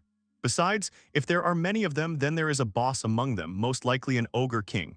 He is quite severe. The lightning dragon had mostly pinpoint attacks, so he was able to win by constantly increasing his power. But if they want to defeat him with just numbers and strength, he's unlikely to be able to resist, even though he understands what to do in such a situation. In addition, if somehow the boss is not the ogre king, but a stronger ogre emperor. Eldo smiled and nervously said that perhaps he shouldn't have parted ways with Miria. The guy thought that this time he should act more carefully. The man began to explain that before, the ogres lived only in the very depths of Irias and did not encroach on their territories. But because they feed on monsters, the ogres began to hunt and expand their range. The man added that because of this, the remaining monsters fled from there and poured into the vicinity of Irias. Hearing about this, many adventurers came here and dealt with the monsters. He said in horror that after that they were attacked by hungry ogres. They don't want to sacrifice him, but they can't talk him out of it either. If he suddenly goes into the forest, he has to be very careful there at night. Eldo answered the man that it was good, thanks for the information. The guy went into the city and began to look at the old houses and people who were gloomy and tired. The guy awkwardly said that it was somehow gloomy here. Although there was nothing surprising about it, considering that the monsters were approaching the opposite bank. Eldo thought that the mass appearance of ogres, which an ordinary adventurer would never be able to cope with. If things were left as they were, they would destroy this place too. The boy came to the Irias guild office. Eldo walked in and greeted loudly. He said that he was told that there were tasks here. Eldo looked at the board with the tasks. The guy said that there were quite a few tasks here, but all of them. The girl interrupted him and asked that he was an adventurer and whether he wanted to take on any of them. Eldo looked at her and said yes. He wanted something more difficult. The girl asked him if he was confident in his abilities. Eldo said more or less. She showed the paper and shouted loudly what he thought about it. The task of taming anyone. The object of the task is any monsters. The girl smiled widely. She continued to explain that the task was to kill the creatures and provide their remains as evidence of elimination. The guy took the paper with the task in his hands. Eldo said that it was a desperate task. In fact, he heard that the rest of the monsters were driven away by ogres. The girl replied that there were fewer of them, of course, but they still bothered them. She added that they cannot eliminate them because of the danger of a sudden encounter with the ogres. In her opinion, if he is a strong adventurer, then she begs him to kill at least one monster. Eldo said that fine, he would take it on. Since he could kill anyone, it was a more useful task than the usual ones. The girl happily shouted that she was very grateful to him. The boy headed for the exit, saying that he would go hunting then. The girl shouted after him that it was good, he should take care of himself. Eldo approached the gate. The man said in surprise that it was him. Had he really taken on the task? Eldo replied that he had, for the one that allowed him to kill any monsters. First, he would go and inspect the forest. The man shouted at him to be careful, to come back from there as soon as he felt something was wrong. Once he died, it would be too late to do anything. Eldo replied that it was fine, if it was dangerous there, he would go back. The guy crossed the suspension bridge and went into the forest, saying that come what may, he would try to cope. The boy walked further and further into the forest. He nervously said that he didn't see any monsters here. Had they really all been eaten by ogres? Eldo stopped. He said that he would probably use magic invisibility and magic search to start with. His words were interrupted by a growl coming from behind the bushes. An ogre came out holding a fox in his arms. She was still trying to resist. The monster and Eldo stared at each other. The guy said with a smile that this was an unexpected meeting. The ogre ate the fox and spat out all the blood towards the guy. Eldo's eyes widened in surprise, but he managed to dodge. The monster ran towards him to get rid of the guy. Eldo created a magic circle that launched a magic defense spell. The ogre broke through his shield with the first blow and threw the guy a long distance. The boy stared at the monster in surprise. The ogre took out his axe and tried to hit Eldo. The boy shouted loudly for him not to get cocky. Eldo got up from the ground and used the spell Sticky Bomb on the monster. The ogre's hand was stuck to the tree trunk. Eldo pointed his staff at the monster, which began to glow brightly. The boy screamed loudly that he would get it from him now. Eldo used a spell called Flame Column. The ogre was completely covered in fire. The guy could only see its outline. The fire was very strong. The ogre screamed loudly and fell to the ground. Eldo said that for starters, the monster suddenly opened his eyes and ran towards the forest. The ogre ran on all fours from the guy. Eldo screamed in surprise that he was running away. Was he really running after his fellows? The guy stretched out his hand and released a huge fireball that hit the monster right. This spell is called Fire Sphere. The monster screamed loudly and closed his eyes. He fell on the grass and never got up again. The guy looked at his opponent. Eldo said thoughtfully that the ogre reasoned well for a monster. If he had called his kin, he would have been finished. The boy looked at the clear sky. Eldo said that Miria isn't here, so he has to wait a long time for his magic powers to recover. He needs to be more restrained when using powerful abilities. The guy added that that's why he had to act and defeat them as quickly as possible. Eldo looked at the defeated ogre. He said that still. Eldo thought for a moment and said that the flaming column should have been enough for him. But did he really have a higher status than in the VVO, or was there something else here? A growl was heard from the forest. Eldo stared at the bushes from which 3 wolves jumped out. They quickly ran past the guy. The wolves were breathing heavily and were already tired, but they continued to run. Eldo looked at the wolves in surprise and thought that they didn't even look at him. It felt like the wolves were running from something dangerous and scary. The boy's thoughts were interrupted by an axe that flew into a tree next to the boy's head. Eldo screamed in horror that it was very dangerous. He looked in the direction from which the weapon came. There were 5 huge ogres standing there, each with different weapons. Eldo smiled and said tiredly that they had met in the worst way imaginable. This time the main character will be an energetic secretary girl. In area after Eldo's departure, the girl yawned and said tiredly that she was very bored here. A tall girl with glasses entered the room shouting what she meant. The reception desk is the face of the guild. She, the head of the guild branch in area, will not tolerate such frivolity. The girl adjusted her glasses and loudly told Teresa that with such an attitude towards work, she was ready to accept her resignation letter at any time. The girl asked the secretary that she was interested to know that it was Eldo, the adventurer she had accompanied while she had to be on duty. The girl continued to say that, for example, they told him about tasks that did not correspond to his rank. There would be a lot of problems if the guild's rating was lowered because of such antics. Teresa said anxiously, "What is this?" She fell silent and thought that it would be better for her to remain silent. She looked closely at her boss. Teresa, without knowing it, had the ability of Future Eye, which allowed her to track the possibility of other adventurers' status increases. She had not yet mastered it, but she made conclusions based on the depth of the visible color. But even so, Teresa still gave everyone a suitable task that they could complete. Teresa thought that even if she told anyone about this, they still wouldn't believe her. The instructor entered the building. He watched as the girl scolded Teresa. The instructor said it wasn't that he didn't understand why she was relaxed. After meeting Eldo, all adventurers seemed like inexperienced children. The girl screamed that the instructor had conspired with Teresa. A guy entered the building shouting that he was greeting everyone. He smiled broadly and said that he would become a prominent person in the future. The guy proudly replied that because of this, they should give him a task higher than rank C. Teresa looked at the guy and thought that he didn't have any special parameters. She continued to reason that the potential is so-so. He can't compare to Eldo, they have nothing in common. The instructor looked at the guy who was too self-confident. The instructor told him that he had to fight him first. It was an adventurer registration test. The guy smiled and asked if he was sure about that. He was a warrior after all. The instructor smiled slightly and told him that he was sorry, but the profession was not a measure of strength.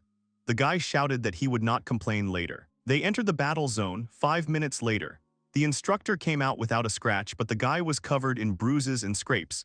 He had big bumps on his head and his cheek was very swollen. The instructor told him to come back to them again. They escorted the guy out the door. The man smiled and said that it was true. After meeting Eldo, it was terribly boring here. Teresa looked at the man in surprise. The instructor had said that he was the strongest newcomer he had ever met. He might never have the good fortune to meet someone like him again. Teresa looked at her boss and instructor. She said confidently that she had made her decision. At the end of today's shift, she would write a letter of resignation. The boss screamed in surprise that. The instructor asked Teresa that she was leaving to meet him. She smiled and said yes. It seems that Eldo is always interesting to be around. The boss smiled and told her that if she met him, she should tell him that they were not sitting still. The boss, shocked, told them to wait. The boss shouted loudly at Teresa, "What does she mean? She really is quitting." The girl had already packed her backpack and left the guild to find Eldo. Memories of the head of a trading company. Eldo shouted in surprise that the staff cost 25 million gil. Mina smiled and said that it was not necessary to pay with money. The girl continued to say that she needed his membership number written on the back of his guild card. She would buy it for 30 million gil right now. Mina smiled and said that if he wanted to buy it so much, Eldo interrupted her and said that fine. He would gladly accept her offer and take the staff. The girl handed him a bag of money and said that here was his change, amounting to 5 million gil. Eldo awkwardly asked that she would even give him the change, as expected from the head of a trading company. Eldo left the house and went about his business. Mina watched him leave from the window. She smiled a little. The maid entered the room, who asked her if she was sure of her actions. The girl added that the lady lied. Mina smiled and asked her what she was talking about the price of a membership number. The girl said worriedly that even for an A-rank adventurer, it only costs 15 million gil. The girl continued to say that it was half of what she had given. She had done it on purpose. Mina looked at the girl and replied that of course it was on purpose. Mina said that she was also thinking of giving him an additional reward for completing her task. The girl thought about it and said that yes, for starters, she would probably allocate about 1 billion. The assistant loudly asked that she wanted to give him 1 billion. Is it too much? Mina replied that no, rather it would be too little. He brought benefits 10 times more than the amount she invested. Mina smiled broadly and said that it was possible to take a risk. The assistant looked at Mina in surprise.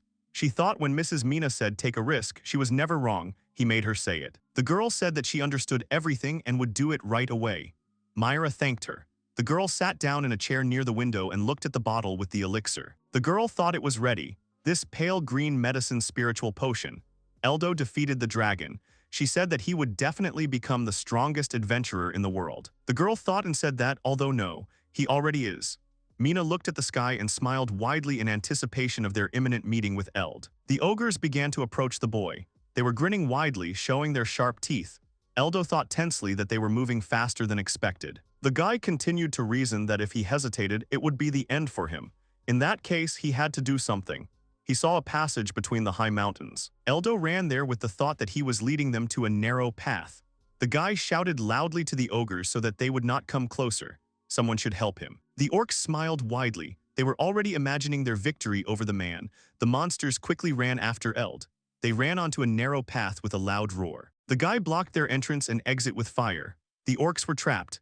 Eldo thought angrily that he would deal with them all at once in one blow. He shouted for them to get it. He used a flame column that was amplified 5 times. The orcs screamed loudly and tried to break through the fire. Eldo shouted for them to stop. He shot a fireball at them. The orcs fell to the ground and the boy thought it was all over. Suddenly, one ogre jumped out of the smoke. The boy was shocked to think that he was still alive. The ogre tried to strike, but the boy stuck his sword into it. The monster stopped moving. The boy looked around the battlefield to make sure there wasn't another ogre that had managed to survive. Eldo exhaled heavily and said that he had not used a sword for a long time. But despite everything, the last ogre was stronger than all the rest of his kind. The guy continued to say that in the VVO there was also a differentiation in body hardness, but not so much. With the Garden of Despair, it's the same story. He needs to pull himself together again. Eldo stood in front of the forest and said that he would first use magic search. The guy looked through the forest and said that there was no one nearby. Now he would use magic invisibility. Eldo said loudly that this was just great and now he could go. There was an explosion. The guy placed the ogres' bodies on the magic circle to transfer them to the guild. He said there were about 20 of them. He thought he'd go back while he still had his magic powers. Eldo headed into town. He was already walking across the suspension bridge. The man who was watching the situation shouted loudly to the boy that he had really returned. It seemed that he had managed to avoid meeting the ogres. Eldo looked at him. He shouted loudly that no, they filled the forest. He had managed to kill about 25 so far. The man asked in surprise what he meant. These ogres are impossible to defeat. The girl in the guild shouted happily that he had killed them. That was really cool. No one had ever done that before.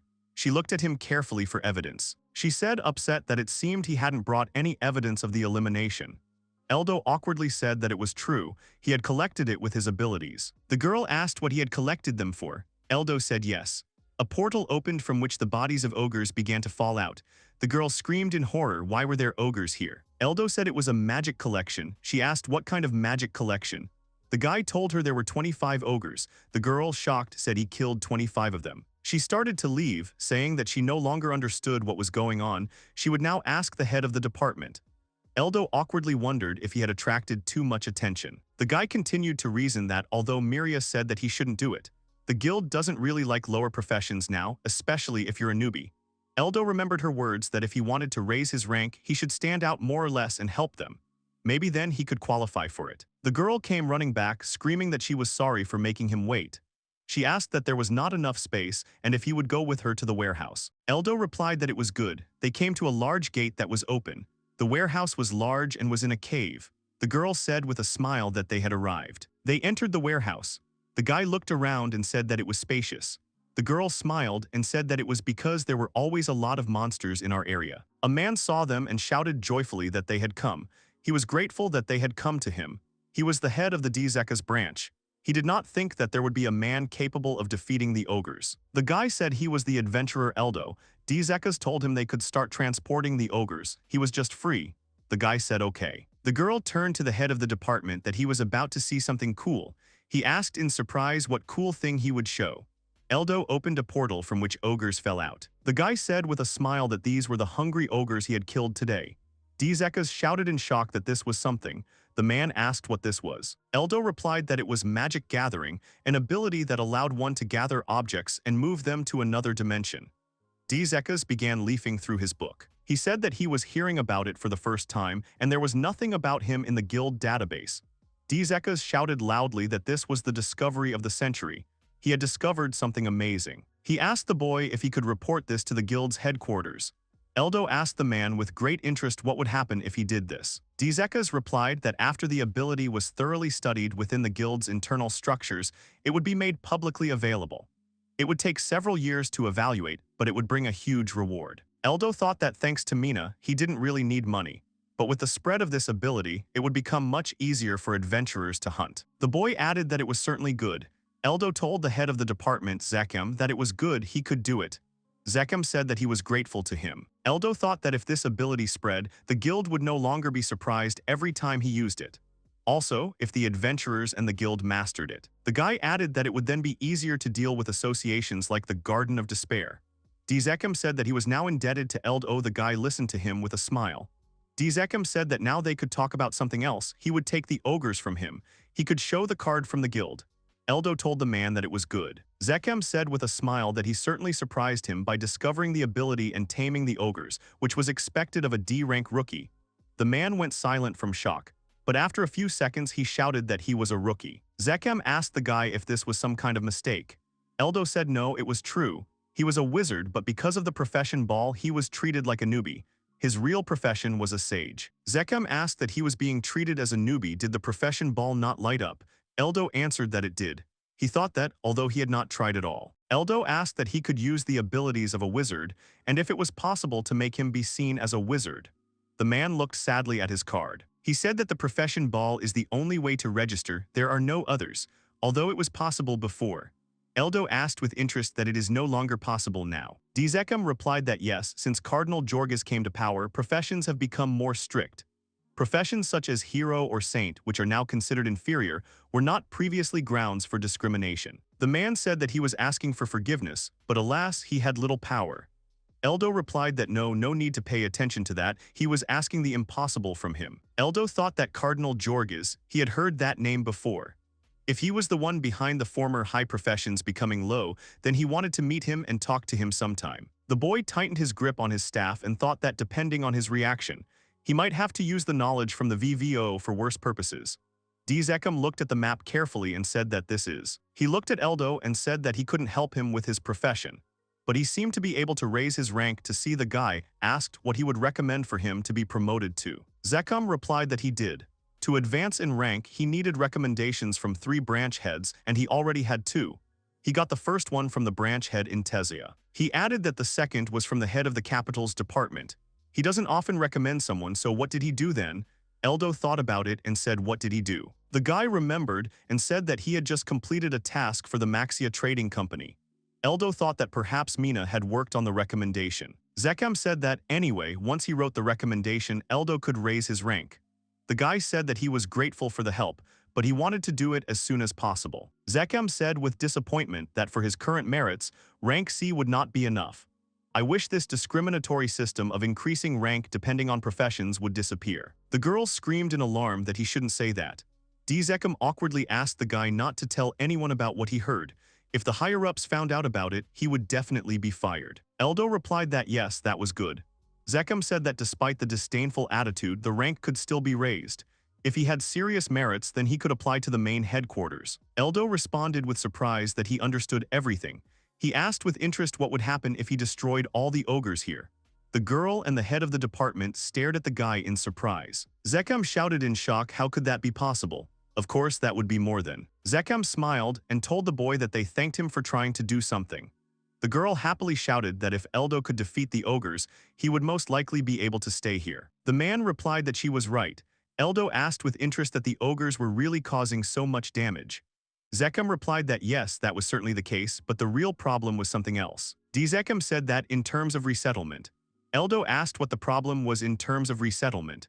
Dzekam said that the capital had put forward a proposal to leave this city and resettle elsewhere. He went on to say that there was an order. If the ogres could not be defeated, the plan would be put into action. No one was thrilled about it, especially the locals. Eldo asked what he meant. Dzekam replied that there were many old people living here. Even if they left, the ogres would still attack the city, and then they would definitely be finished. Dzekam said angrily that it would probably be more convenient for the higher-ups. Eldo asked what he meant, wasn't the capital trying to save them in this way? Dzekam replied that they did not think so. No matter how much they consulted the capital on this issue, the answer was always the same. They said that the people should manage somehow themselves. The man added that this plan was a whim of the capital's aristocracy. Eldo asked in surprise that this was a whim of the aristocracy. Dzekam replied that it was because Irias was in the possession of Count Magas. He added that the group that hated the Count was trying to destroy this place under the pretext of attacking monsters. Eldo asked why this Count Magas was hated. Dzekam replied that he was a wonderful person who always cared about even border areas like theirs. The residents loved him. However, the ruling aristocracy did not treat him very well. The man added hesitantly that he was especially hated by Cardinal Jorges. Eldo thought it was that man again. He asked why the aristocrats were fighting each other. Dzekam replied that it was because they resisted discrimination against the lower professions. Count Magas tried to support the lower ones. He added that the Count helped the oppressed lower classes from all over the country, inviting them to his estates and giving them work. Eldo thought that was clear. He was disliked for resisting the existing laws. The boy continued to reason that he had heard something useful. If it was true, then maybe he would have a good ally. He told Dzekam that he understood. Eldo continued to say that they would not have to leave the city. He would do everything possible to ensure that.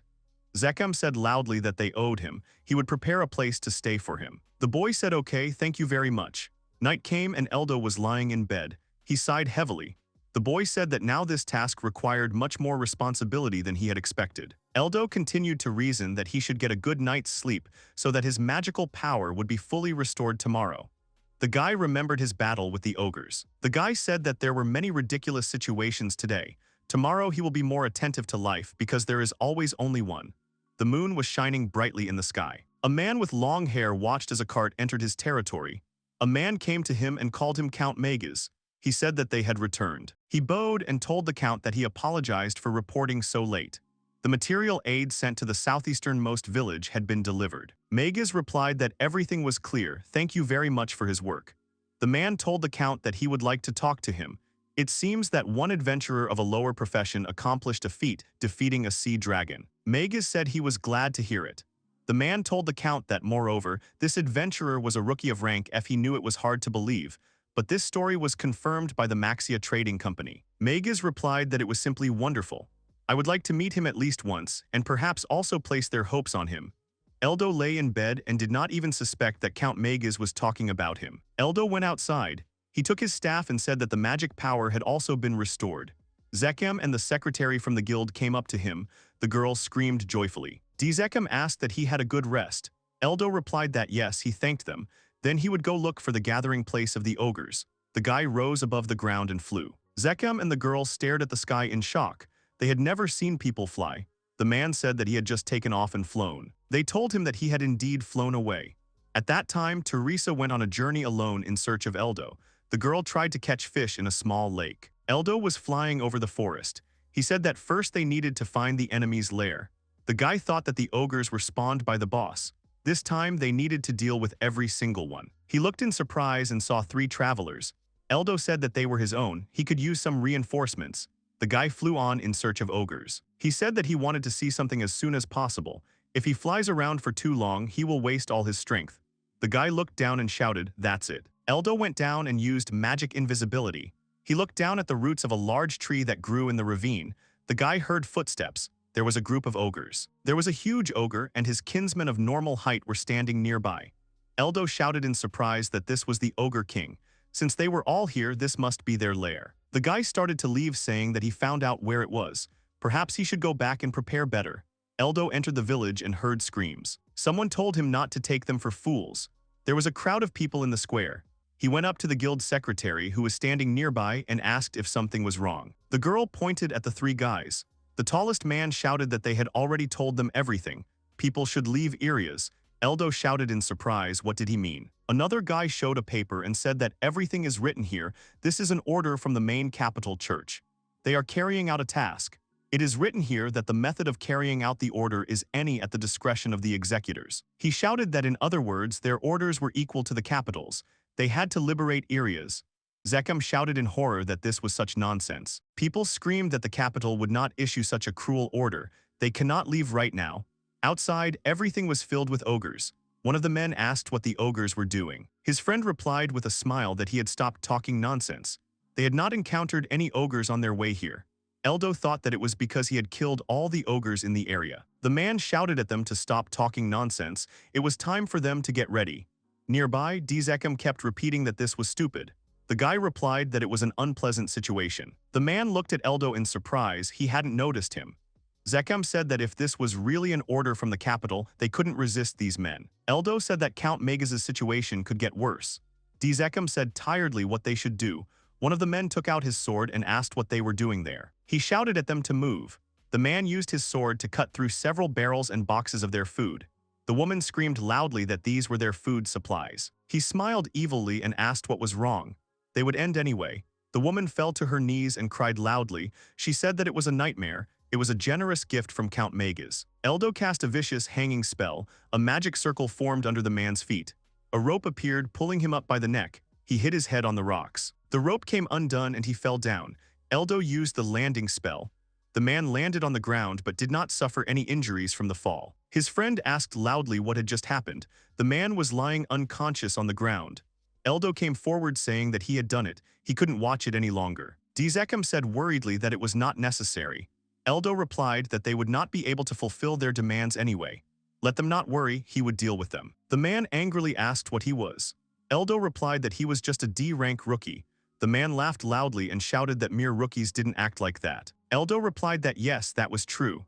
Those who had a higher level could not activate the same abilities that he used. In other words, he had a lower level than some newbie. The man shouted loudly for the newbie not to get cocky. Eldo smiled and said no, he was just telling the truth. The man angrily shouted for him to die. He tried to hit him with a spear, but Eldo used the spell Power Strike. The guy said, what a problem. They called themselves guards, but they themselves are so. Eldo said angrily that he doubted they could protect the villagers from the ogres. The boy asked that they weren't going to protect them. The man said in shock, how did he know that? Eldo hit the man in the face with his staff as hard as he could. The man fell to the ground next to his friend. Eldo said loudly that whatever the case, they were weaklings. Let them go, and at the same time tell their client that there was no longer any need to leave areas. Eldo added that it was because a rookie adventurer of rank C will destroy all the ogres. The man grabbed his friends and ran away screaming. He said that they would remember them. Eldo watched as these bandits ran away from the village. He said that it was the first time he heard someone actually throwing out such phrases. Dzekam ran up to the guy. Eldo looked at the man and told him that he apologized for his liberties. If anything happened, let them say that it was the work of a wandering adventurer. The guy thought that he never thought he would attract attention in such a way. Perhaps redirecting the group's hatred towards him was also useful for the city. Dzekam said sadly that he would apologize if he could only fight back. Eldo replied that there was nothing he could do. He understood why he did not want to resist orders from above. The boy added that he had a bad feeling. Perhaps this move really was a setup. Dzekam asked excitedly what he meant by it being a setup. Eldo asked the man if he knew of such an artificially created monster as Devil's Poison. Dzekam awkwardly told his interlocutor that he did not. Eldo said that her ability is that she makes all the monsters in the area where she is buried violent. In addition, the monsters not only become more violent but also stronger. The boy added that this had been bothering him since the first battle. Their hunting grounds had become exhausted, and there were so many of them that they hunted even near people. The ogres themselves would soon disappear. Eldo went on to say that at the same time this forced relocation plan was unfolding. He believed that it could be thought that it was all set up. Dzekam asked in shock that this was really organized by the capital. Eldo replied that although they said they were carrying out the order of the capital, it was probably a bluff to increase their power. Eldo continued to say that maybe this plan belongs to the haters of Count Magas and those involved in this. Dzekam, stuttering, said that it couldn't be. Eldo said hesitantly that, judging by the scale of this plan, the organizers must have quite a bit of influence. Perhaps this was Cardinal Jorgis's plan. Dzekam loudly asked if he was crazy. No matter how much they hated Count Magas, why would they go that far? Eldo replied that it was just a guess. The guy added that that's why he wanted to keep this conversation between them. Dzekam replied that well, he was right. Eldo thought that yes, it was all about opportunity. The guy continued to reason that it would be better to act, keeping in mind the worst-case scenario. The reason is that there is terrible poison in the VRMMO. She was a monster that only the Garden of Despair could produce. And if they were connected to Jorgis, then this world was gradually approaching its end. Eldo told Dzekam that he would ask him for something after completing the task. The man confidently replied that he could ask for anything. Eldo said he was grateful. It wasn't really a request. He wanted Dzekam to introduce him to Count Magas. The man smiled and said, of course. He added that he was sure the Count would be glad to meet him, but he was confident in his decision. Count Magas was at odds with Cardinal Jorgis. Friendship with such a count meant. Eldo interrupted him and said yes. He was going to join Count Magas. He would not let Cardinal Jorgis do whatever he wanted. Dzekam smiled happily. He said that he would also be very grateful if he became an ally of Count Magas. Including him, there are many employees in each branch of the guild who do not like Cardinal Jorgis because of the deterioration of the profession system. He added that he would ask good friends to give him a warm welcome. If he needed anything while he was here, he should contact him immediately. Eldo replied that was fine. The boy asked if he would prepare a large quantity of oil for him. Dzekam responded in surprise that he thought that if he collected from the entire village, he would get the required amount. The man asked with interest why he needed so much oil there. The guy looked into Dzekamu's eyes and confidently answered that he would burn the entire forest along with the monsters. Dzekamu asked loudly that he wanted to burn the forest. He didn't want that, maybe he would change his mind. Eldo answered that no, there was no need to be afraid, he wasn't going to burn everything. The guy added that he was only going to burn their lair. Dzekamu replied that that was it. The man quickly started to leave so that Eldo could wait for him, he would bring oil now. Eldo replied that he thanked her very much for helping with the preparations. The man rolled a cart with butter. The guild secretary came with him and helped the man. Dzechem said he was asking forgiveness for the wait. This is the best oil he could find. Even one drop of it will burn to the sky. Eldo said he was very grateful. The boy said he wanted to put it in the magic vault. Dzechem said loudly that it was okay. Eldo opened a portal and they started pouring oil into it. The girl said in surprise that oil was pouring in. She asked with interest that the storage would not overflow. Eldo answered that everything was fine, there should be enough space. The guy added that it was better not to carry it in barrels, it was more efficient. That way he could pour it out right away. Dzechem was amazed and said that it was so convenient. Eldo poured out the barrel and said that it was the last one. The boy looked at the secretary and Zekami and said that he was grateful for their help and now he was leaving. The girl screamed at him to stop and wait. She added that the sun was already setting, it was too dangerous to leave now. Eldo replied that no problem, there was one skill that would be useful at night. You could say that it was even more convenient at night. Zekhem asked if he was sure about that. The boy replied that he was and that ogres usually hunted during the day.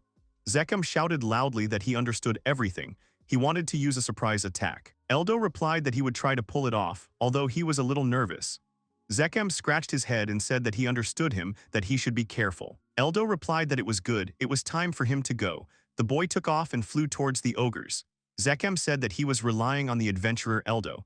The girl began to pray that everything would go well. Eldo looked at the ogre settlement. The guy said that there were several sentries here. First, he would scout out the enemy positions. He used a magic search spell. The guy saw where all the ogres were. Eldo said that there were dozens of regular ogres, and the ogre king was the only boss. If everything went according to plan, he would finish everything quickly. He said it was time to try. Eldo opened the storage from where the oil was burning. The guy flew around the entire tree in a circle so that the oil would spread evenly. Eldo finished with the oil and flew away from the tree. Eldo screamed that all that was left was to light it. He flew up to the ogre with the torch and kicked him in the face. The monster fell and his torch ended up in a tree. Eldo quickly flew away so as not to be hurt. The whole tree was covered in fire. Eldo shouted loudly that it really was burning well. They should soon be leaving through the passage he had left. The ogres began to run out of the tree. Eldo thought great, he can destroy their lair with minimal mana. He cast the sticky bomb spell. The ogres stepped in the sticky substance and were unable to move. Eldo raised his staff and shouted loudly that he was using attack field, ice field, and ice enchantment. The guy raised a huge rock and used the spell giant meteor. The rock fell on all the ogres and crushed them. Eldo said that it was great and now, the rock pushed the huge ogre away and came out of the tree. The guy said that it was time for the boss fight. The ogre looked at Eldo who was flying in the sky. He tore off half of the tree trunk and tried to strike. The boy managed to dodge the blow. Eldo looked at the destruction from one blow of the ogre king. He thought that the monster might not fight like in WWII. In the game, it usually uses brute force and attacks head-on using the environment. The ogre hit the rock and huge chunks flew at Eldo. He used a magic circle to protect himself. Eldo thought angrily that he was in trouble. The boy reflected all the stones. The monster hit the rock again so that the pieces flew at the man. Eldo shot a fireball at him. It hit the monster right in the face, but he just scratched his cheek as if he had just been bitten by a mosquito. The guy looked at the ogre angrily. He thought irritably that in addition to his own resilience, he was also strengthened by the poison of the demon worm, but there was a way out. The monster swung for another blow. The monster hit the rock again and rocks flew at Eldo. The guy used the wind run spell. He quickly reached the monster and kicked him in the face with all his might. The monster opened its mouth wide and the boy used the spell explosion. The ogre's head exploded and he fell onto the burning tree. Eldo thought that even if he was strong with poison, he would hardly survive if it burned him from the inside. The guy continued to reason that it only worked because he was huge and slow. Wind Run is a skill that is perfect for dodging and surprise attacks. However, it is a dash, meaning the direction of movement is easy to predict. Eldo looked at the magic circle that appeared above his head in surprise. He shouted in shock that this couldn't be happening. After defeating the boss, another one appeared. The guy looked at the monster that appeared and said that it was an ogre emperor. The monster jumped onto a huge stone and left footprints on it, then he broke the whole stone with his hands. Eldo thought that no matter how you look at it, he was dangerous. He grabbed the tree and sat on a branch. The guy looked at the ogre. He thought angrily that the ogre was a king and now also an ogre emperor. He continued to reason that this was different from the VRMMO. Could it really be their handiwork? If they were able to summon a boss monster, then he couldn't ignore it. Eldo came to the conclusion that he needed to deal with this guy first. The monster cast a spell and found Eldo sitting in a tall tree. The guy was shocked to think that the monster could use search magic. The monster ran at Eldo and smashed its head through the tree the guy was hiding in. Eldo managed to hide in the ogre's main tree. The ogre started to hit the tree to get Eldo. The guy released a fire arrow. He thought that after hitting with this skill, the flames would envelop the enemy. He decided that he would first test if he could handle it. The ogre simply grabbed the arrow with his palms. Eldo screamed in surprise that he wanted to use that first. The boy thought that the ogre king would be affected by the attack. The power of the demon worm's poison was beyond imagination. He shouldn't panic now. He had the knowledge he gained in the VVO. The boy continued to reason that he also had experience gained in this world. He should be able to handle it. Eldo fired several fire arrows at the monster again. The ogre got rid of everyone. Eldo smiled and created a magic circle near the monster. He used the spell Fire Pillar. The ogre's entire head was on fire and he screamed loudly. Eldo smiled and said happily that it was great. He thought that he probably hadn't done much damage to him, but now he had time to think. The monster slapped himself in the face and looked at the man. Eldo angrily shouted that there must be a way to stop him despite the high magical defense. The guy remembered something and joyfully shouted that for sure. Eldo thought he could get out of this alive. He could do something, but he would have to use the material from that boss. The guy looked at the monster, who was smiling while his head was on fire. The boy decided that there was no point in feeling sorry for the ogre. Eldo decided to use a spell that was considered forbidden. The boy got into a fighting stance and shouted loudly that he had summoned magical erosion. Eldo released a spell that looked like dust. The ogre tried to grab the cloud of dust, but it didn't work. The entire monster was covered in magic dust. The boy looked at the ogre's suffering and thought that magical erosion was a magical attack that penetrated the enemy's body, distorted his magical power, and destroyed the body from the inside. Eldo continued to reason that this spell is called forbidden. It is not used for several reasons. First, everyone in the radius of the attack except the caster is attacked. Therefore, before using it, you need to make sure in advance with the help of magic search that no one is nearby. Secondly, the spell requires a material from the boss which is destroyed after use. In WWII, it was forbidden to use this spell in raids. This spell has many disadvantages, but in this situation, there is no better option. This spell is perfect for the demon worm's poison. This is the best countermeasure. The ogre's arm hardened and broke off from the monster's body, who looked at his limb in surprise. Eldo thought that the poison strengthens the monsters in the radius, which means their magic power will be easier to absorb. Distorted magic power is also absorbed. The monster knelt down and screamed loudly. Eldo cast the forbidden spell again. The boy looked at the burning tree and noticed that the fire could spread to the next tree. Eldo said that they had to put out the flames quickly. The ogre stood up and looked at the boy angrily. Eldo said loudly that it was time to end this. He screamed and decided to use the spell again. The ogre aimed his fist at the boy with all his might. Before he could hit Eldo, his other arm fell off. The monster fell to the ground. The boy had defeated the ogre emperor. Eldo was breathing heavily.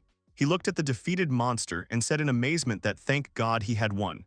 He looked at the fire and sent the ogre to his magical warehouse. The guy said that he would now take care of the firefighting since the ogres were finished. It was a pity that he couldn't get material from the ogre emperor, but he thought that the corpses of the regular ogres and the ogre king would be enough. The guy saw a crystal on the ground. He happily shouted that it was a stone of wisdom. He happily thought that there was a high probability that the quality of the drop from a monster defeated by magic erosion would deteriorate. He continued to reason that he was lucky and got a rare material. Eldo said that now he still needed to clean up. The guy ran through the forest and used the spell Magic Search. He saw where the vase was. He shouted joyfully that this was where the demon worm's poison was. Eldo released a pillar of ice into the ground to destroy the curse. The guy said loudly that it was great. Now the monsters wouldn't be so aggressive. He looked at the forest and thought angrily that there were no more ogres left in this area. Eldo continued to speculate on whether it was possible to predict the appearance of the ogre emperor in advance, when the ogre king had already been defeated. How successfully would it be possible to apply his knowledge from the VVO to the enemies of this world? The guy said that there was no point in racking his brains. It was time for him to go back. In the guild, the girl tried to wake Zekem. She shook him by the shoulders with all her strength. The secretary screamed that she was asking him to wake up. It was unfair that Mr. Eldo was fighting alone like this. The man said tiredly that he understood everything, but he couldn't bring himself to get up. Eldo stood next to the girl and said with a smile that the sun was already high. Zekem muttered that okay, he would get up now. The secretary and Zekem shouted in surprise that he had returned. Zekem stood up from his chair and shouted loudly that he was so battered. He asked him excitedly that he was not injured. Eldo replied that the battle location was simply not very good. The The guy smiled and added that they shouldn't worry. He had dealt with all the enemies. The secretary and Zekhem joyfully pounced on Eldo with hugs. Eldo said tiredly that he was asking for forgiveness, but this time he was tired. The guy fell to the floor unconscious. The girl screamed excitedly what happened to him. The sun set and Eldo opened his eyes. He asked what happened and where he was. The guy sat up and looked around the room. Eldo said that this was Elia's tavern, so that's it. He seemed completely exhausted. The girl ran into the room with a smile. She joyfully shouted that he woke up. The guy had been lying like that for 2 days. She was already starting to worry. She would go and tell the boss everything. The girl added that if he was hungry, the food was ready, he could come down. After her words, Eldo's stomach growled loudly. He got dressed and left the room. The girl greeted him happily. She shouted to Zekhem, who was on the second floor, that Eldo had arrived. Zekhem shouted that he seemed to be feeling better. Zekhem added that he was very grateful for the way he dealt with the ogres. He still had a lot of words of gratitude to express, but one gentleman wanted to meet him. Eldo looked at the man in surprise. Suddenly the count came out and said that he was Eldo's newcomer. The guy cautiously asked who he was. The man went down the stairs. He approached Eldo and said with a smile that it was nice to meet him. His name was Megas. He was a humble count from the borderlands. The count was a great man. Eldo said awkwardly that the count had come such a long way. Megas replied that he had received a letter from the guild of this city, so he came here to help. The count smiled and added that he had been waiting for a man like Eldo for a long time. The manager had told him all about such a great newcomer. He asked Eldo to join him. Megas extended his hand and said that he really needed Eldo's help in this difficult time. Together, they could end the Jorgas era and make life better for the people. Eldo smiled and shook the count's hand. He said loudly that yes, he agreed, Jorgas was in his liver too. The count thanked him for his help in eliminating Jorgas. The count said that they had much to discuss. They could talk over food. Megas looked at the secretary and the man and said that they had prepared a real feast for him. He added that it would be a shame if everything got cold. Eldo happily said that thank you very much, he would eat with great pleasure. The guy sat down at the table and looked in surprise at the whole table of treats. He said happily, wow. The girl said with a wide smile that they had prepared a lot. He shouldn't be shy, he should eat his fill. Zekhem said he thought it would be better if they discussed the details in private. They would leave them. The count thanked the man for his understanding. Megas and Eldo sat down opposite each other. The count told the boy that first of all he asked to be allowed to thank him. These ogres were a serious problem.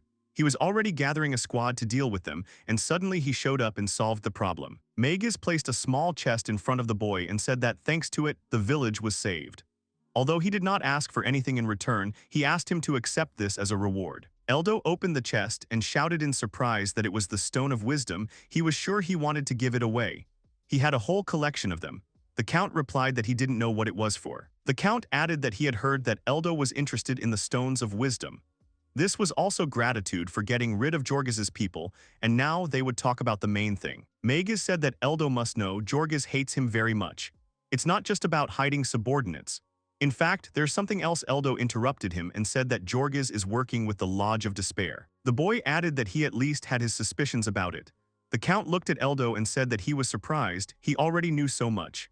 Eldo said that he thought it was possible, although he was not sure yet. The count told Eldo that he was sure he was right. His men had witnessed the meeting between Jorgas's subordinates and the Lodge of Despair.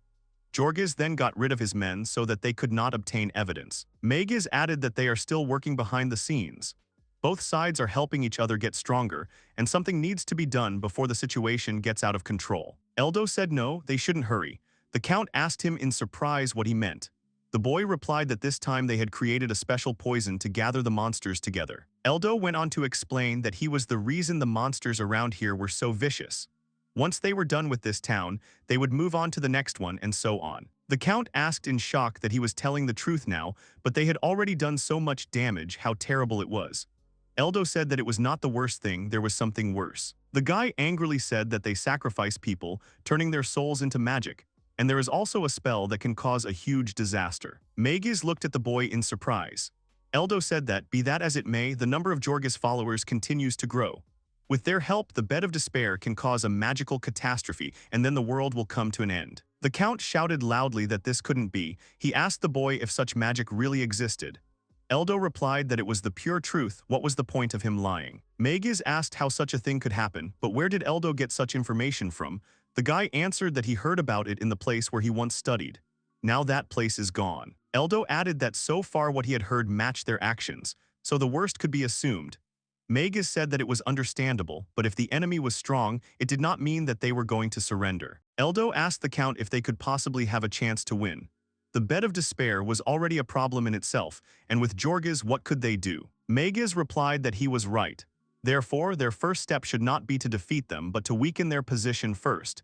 He was ready to sacrifice his life. Eldo looked at him in surprise. The Count said that Jorges's policy of disdain for the lower classes was now being questioned. Magas added that this was one of the reasons why it was decided to promote Milia's flame spear. To rank A, Eldo asked in surprise that he had attracted Milia. The Count said that for the first time, the mighty Jorges couldn't handle an S-rank monster on his own, and he needed her help. All the adventurers are talking about this. Eldo smiled and said, "Okay, that's good news." He thought he was glad the Storm Dragon's defeat had been useful. The Count added that it didn't mean he wouldn't reconsider his policy. Magas said that simply Flaming Spear was too good. Eldo's success will be a starting point. Thanks to his and the newcomer's success, people will increasingly talk about revising the system. The Count added that he himself would spread rumors of his achievements to undermine the system. Eldo asked if he was sure. It was like declaring war on Jorges. The guy added that he would no longer cover the monsters with work but would come out in the open. They would simply kill him. Magas replied that so be it. He continued to say that this would simply show Jorges's hostility and malice once again. If his sacrifice could unite people against him, he would not mind dying. Magas said that there had never been such an opportunity, that now was the time to change everything. Eldo thought that was the Count's plan. He told him that it was certainly a good idea, but that it had its flaws. The Count looked at him with interest. Eldo said that luck was too significant a factor. The probability of his success was about 30%. The boy asked if the chance of success was too small to risk the fate of the world for. Magas said loudly that he understood, but he had no choice. They were much stronger than them. Eldo confidently said that it would be better to strike Jorges more directly. For example, to exploit his weaknesses so that they could get rid of them with less effort. The Count asked that if they had had the opportunity earlier, they would have done so long ago, and they knew about his weaknesses. Eldo awkwardly said that he was asking for forgiveness, but no. Magas said that he thought so. Eldo said that he just didn't know his weaknesses yet. He was a nobleman just like Jorges, so he wanted to ask him a few questions. The Count replied that of course he could ask whatever he wanted. Eldo asked why Jorges had so much power.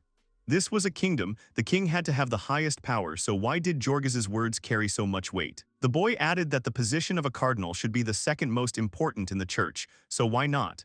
Magas replied that he was only a low-ranking aristocrat. The man continued to explain that he had gained power about 5 years ago, all because of one incident.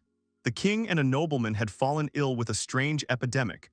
Jorges brought them a panacea and thus saved their lives. Eldo asked what kind of panacea it was. Magas replied that it was a cure for any disease. The boy thought that was clear. There was such a potion in the VRMMO. He asked that the panacea was very valuable, wasn't it? The Count replied that yes, even the materials were hard to come by.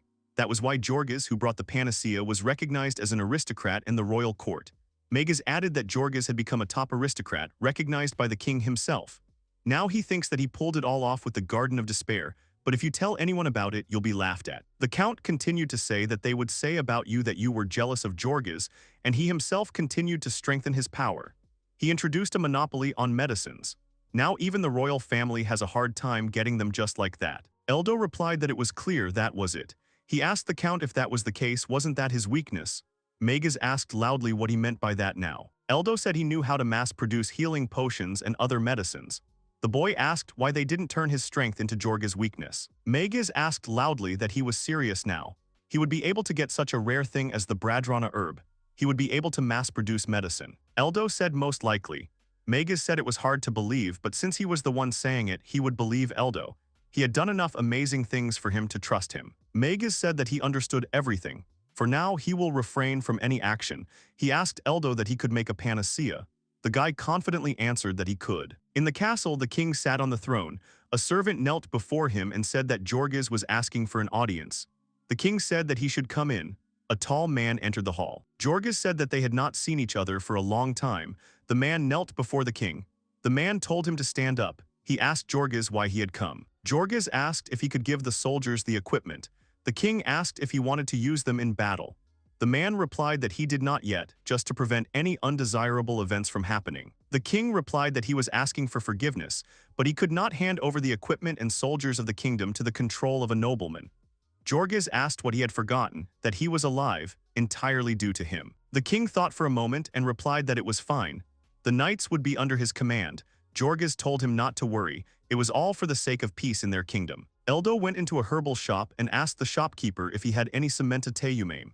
The man asked in surprise that he wanted to buy teyumame. The man added that he had some, but they were only good for feeding cattle. He asked why he needed it. Eldo replied that it was only for the sake of the kingdom's bright future. Eldo and Magas began to disperse. The count told the boy that he wanted to thank him again.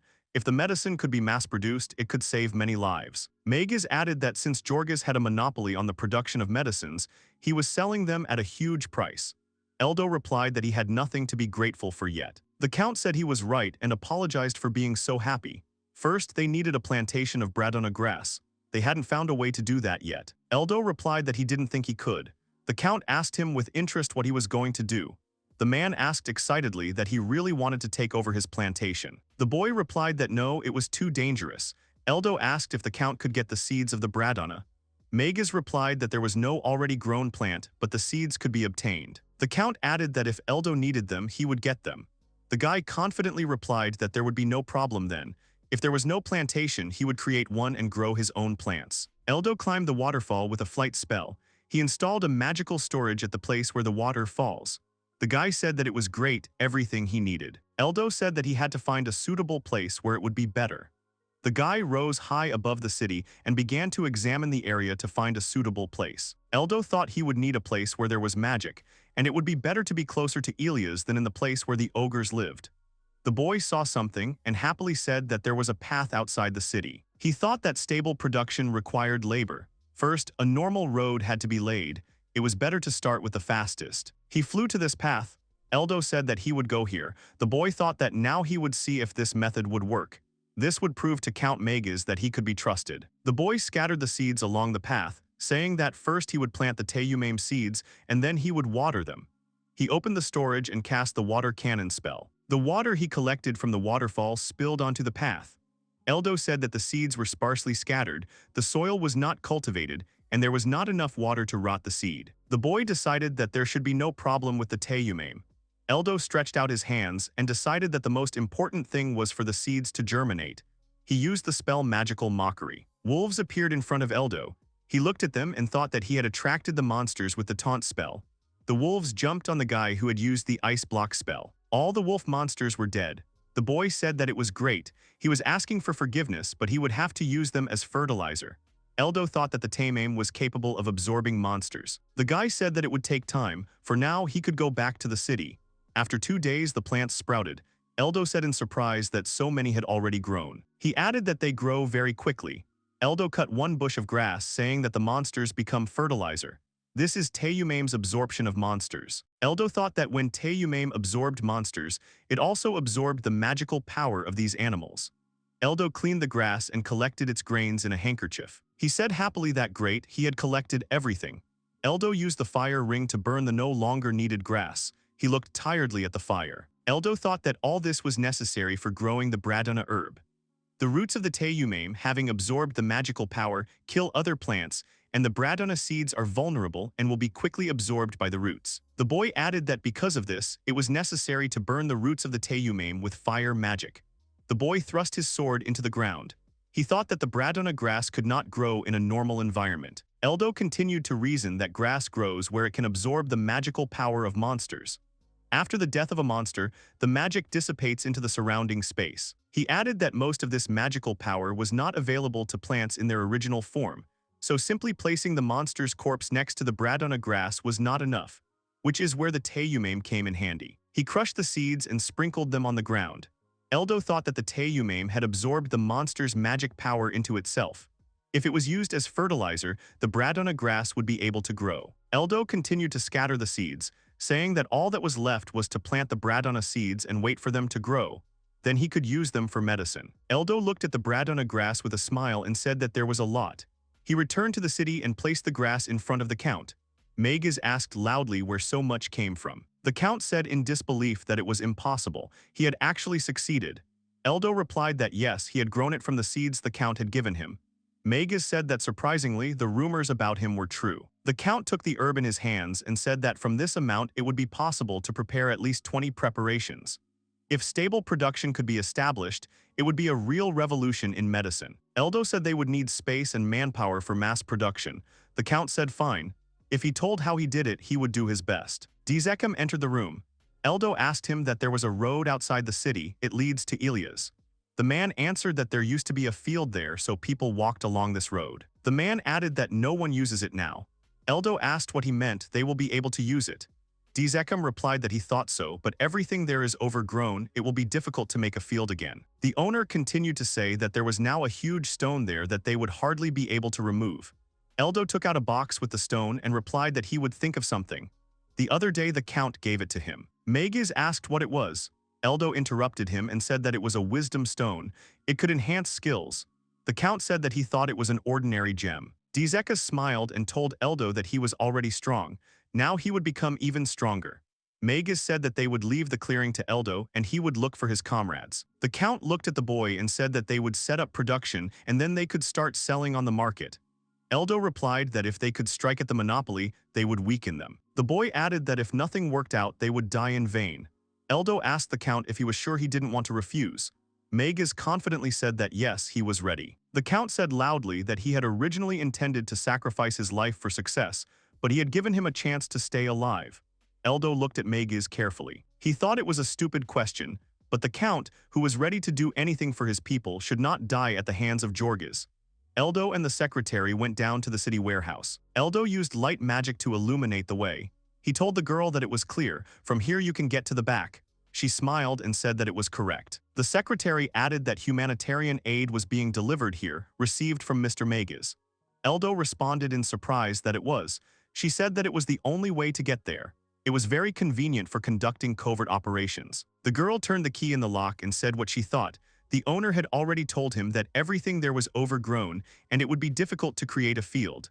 They went outside and saw a large stone that blocked the sun. Eldo said in surprise that it was a real mountain. The girl awkwardly replied that yes, it seemed that this stone had fallen off the nearest mountain during the disaster. She added that it was okay if he decided to give up on the idea. Although they could settle down around the stone. Eldo replied that it was okay, he would break it now. The girl screamed in shock. What did he mean? Eldo hit the staff and used the steam blast spell. The blow hit the center of the stone, which was covered in dust. The dust settled and a stone with a small hole in the center appeared. The girl looked at the guy in shock. Eldo said that it was clear. No matter how much he shoots, he still won't be able to break it. The secretary shouted loudly that it was wrong to use such powerful magic without warning. Eldo awkwardly replied that he apologized for that. He added that he did not expect the stone to hold up. It would be better for her to move away. Eldo said with a smile that the attack would be stronger now. The girl sat down on the grass not far from Eldo. She said that it was the first time she saw one. The girl asked what he could do even stronger. Eldo answered that yes, he uses this. The guy took out a bottle with liquid. The girl asked what it was. Eldo replied that he had created a potion of wisdom using the stone of wisdom and the herb of Bradana that he had received from the Count. He would drink it and his skills would be enhanced. The girl watched in surprise as Eldo drank the strange drink. She awkwardly said that she didn't know that stones could be drunk. The guy replied that they tasted terrible. Eldo said that the skill was steam explosion, now enhanced steam explosion. The boy's hands glowed white. He said loudly that he had completed the preparation. She better hide. The girl screamed that it was good. She hid behind a rock that stood nearby. Eldo pointed his staff at the rock and thought that the enhanced steam explosion was only one level stronger than the normal steam explosion. He continued to reason that in VVO, one level mattered. Just a level, but that was already a huge difference. He was looking forward to seeing how much stronger the spell had become. Eldo hit the staff and used a powerful steam blast. A huge explosion occurred which tore out the trees with their roots. The girl screamed loudly in fear. Dzekum and the Count were sitting at the table when the earth shook. The owner shouted loudly that it was an earthquake. Eldo looked at the huge hole in surprise and said that he thought so. It became much stronger. The girl asked in horror what it was. Eldo replied that the explosion he had fired at the very beginning was only magic of the first power level. She asked if it was magic. It looked more like a natural disaster. Eldo replied that he did something with the big rock after all, so they should go back to the guild. They were met by Zekem, who said that he knew it, the recent earthquake was his doing. Eldo replied that he apologized for surprising them, but he had provided them with the necessary space. Zekem said that getting rid of that big rock was what was expected of him. Eldo looked at the Count and said that he would rely on him from now on. Magus replied that yes, leave the matter to him, he would cover as large a scale as possible. Eldo said that there was one thing to be wary of. The Count looked at him in surprise. Eldo said that breeding Bradona will attract monsters to that place. The Count began to listen with interest. Eldo said that Teumame has its own peculiarity. When absorbing magic, it attracts other monsters to itself. The Count asked that's how it is. This means that it can't be done without, for example, placing fighters there. Eldo said that in general, not only will it attract nearby monsters there, but the probability of boss-class monsters appearing there is not zero. Eldo added that if anything happened, he should be informed immediately. The Count said that he was very grateful to him. They needed fighters. He would also look for those he already had in mind. The owner said that he would try to create people with the power of the fire spear from the lower ranks. They can be counted on the fingers. Eldo asked in surprise that it was Maria. The guy thought that indeed Maria, who remembered the skills and became a hero, is strong. If lower ranks like her come to the Magus camp, it will be of great help. He continued to reason that Miria was targeting the aristocracy. Opposing Jorges here was practically useless, since he was the most influential person in the guild and the entire country was on his side. Eldo decided it was best not to get his hopes up. Magus said that whatever the case, they had agreed on each other's duties. Eldo said yes, full speed ahead. After some time, they built a plantation of Bradona. At the same time, a water source was prepared for the plantation of Teumame. The cultivation is going well. Hunting grounds, here comes the hunt for monsters attracted by the Bradona. Place for processing medicinal plants. Here is the processing of medicinal plants and the production of medicines. Eldo was talking to a guy named Sabin. Eldo said in admiration that these were amazing devices. Who would have thought that the Count could do so much? The guy added that if production were carried out on such a scale, it would perhaps allow pressure to be put on Jorges. Sabin replied with a smile that of course. He added that he also understood that only those who spared no effort in response to the request of Count Magus had gathered here. Eldo thought that Sabin had previously been a hand-to-hand fighter of the lowest rank fighter. Sabin thought that he used to be an adventurer, but he was abandoned when the team encountered a powerful monster. After that, he kept his life, but something in his heart was broken. The boy continued to reason that he had lost his source of income and was almost dying when he was suddenly saved by Count Magus. He received a plot of land from the Count and was reborn, becoming a peasant. Everyone gathered here now feels indebted to Count Magus, and the Count in turn has once again trusted them. Eldo told him that he came here to meet Count Magus. The guy asked Sabin if he knew where the Count was. The guy said yes, he was probably at the processing site. He was holding a meeting there on the issue of drug circulation. Eldo thanked him for his help. Eldo went inside the building and saw the Count. He asked if this was a processing place. Magus answered that it was. The guy began to examine everything carefully. He thought they had pots to grind the Bradona.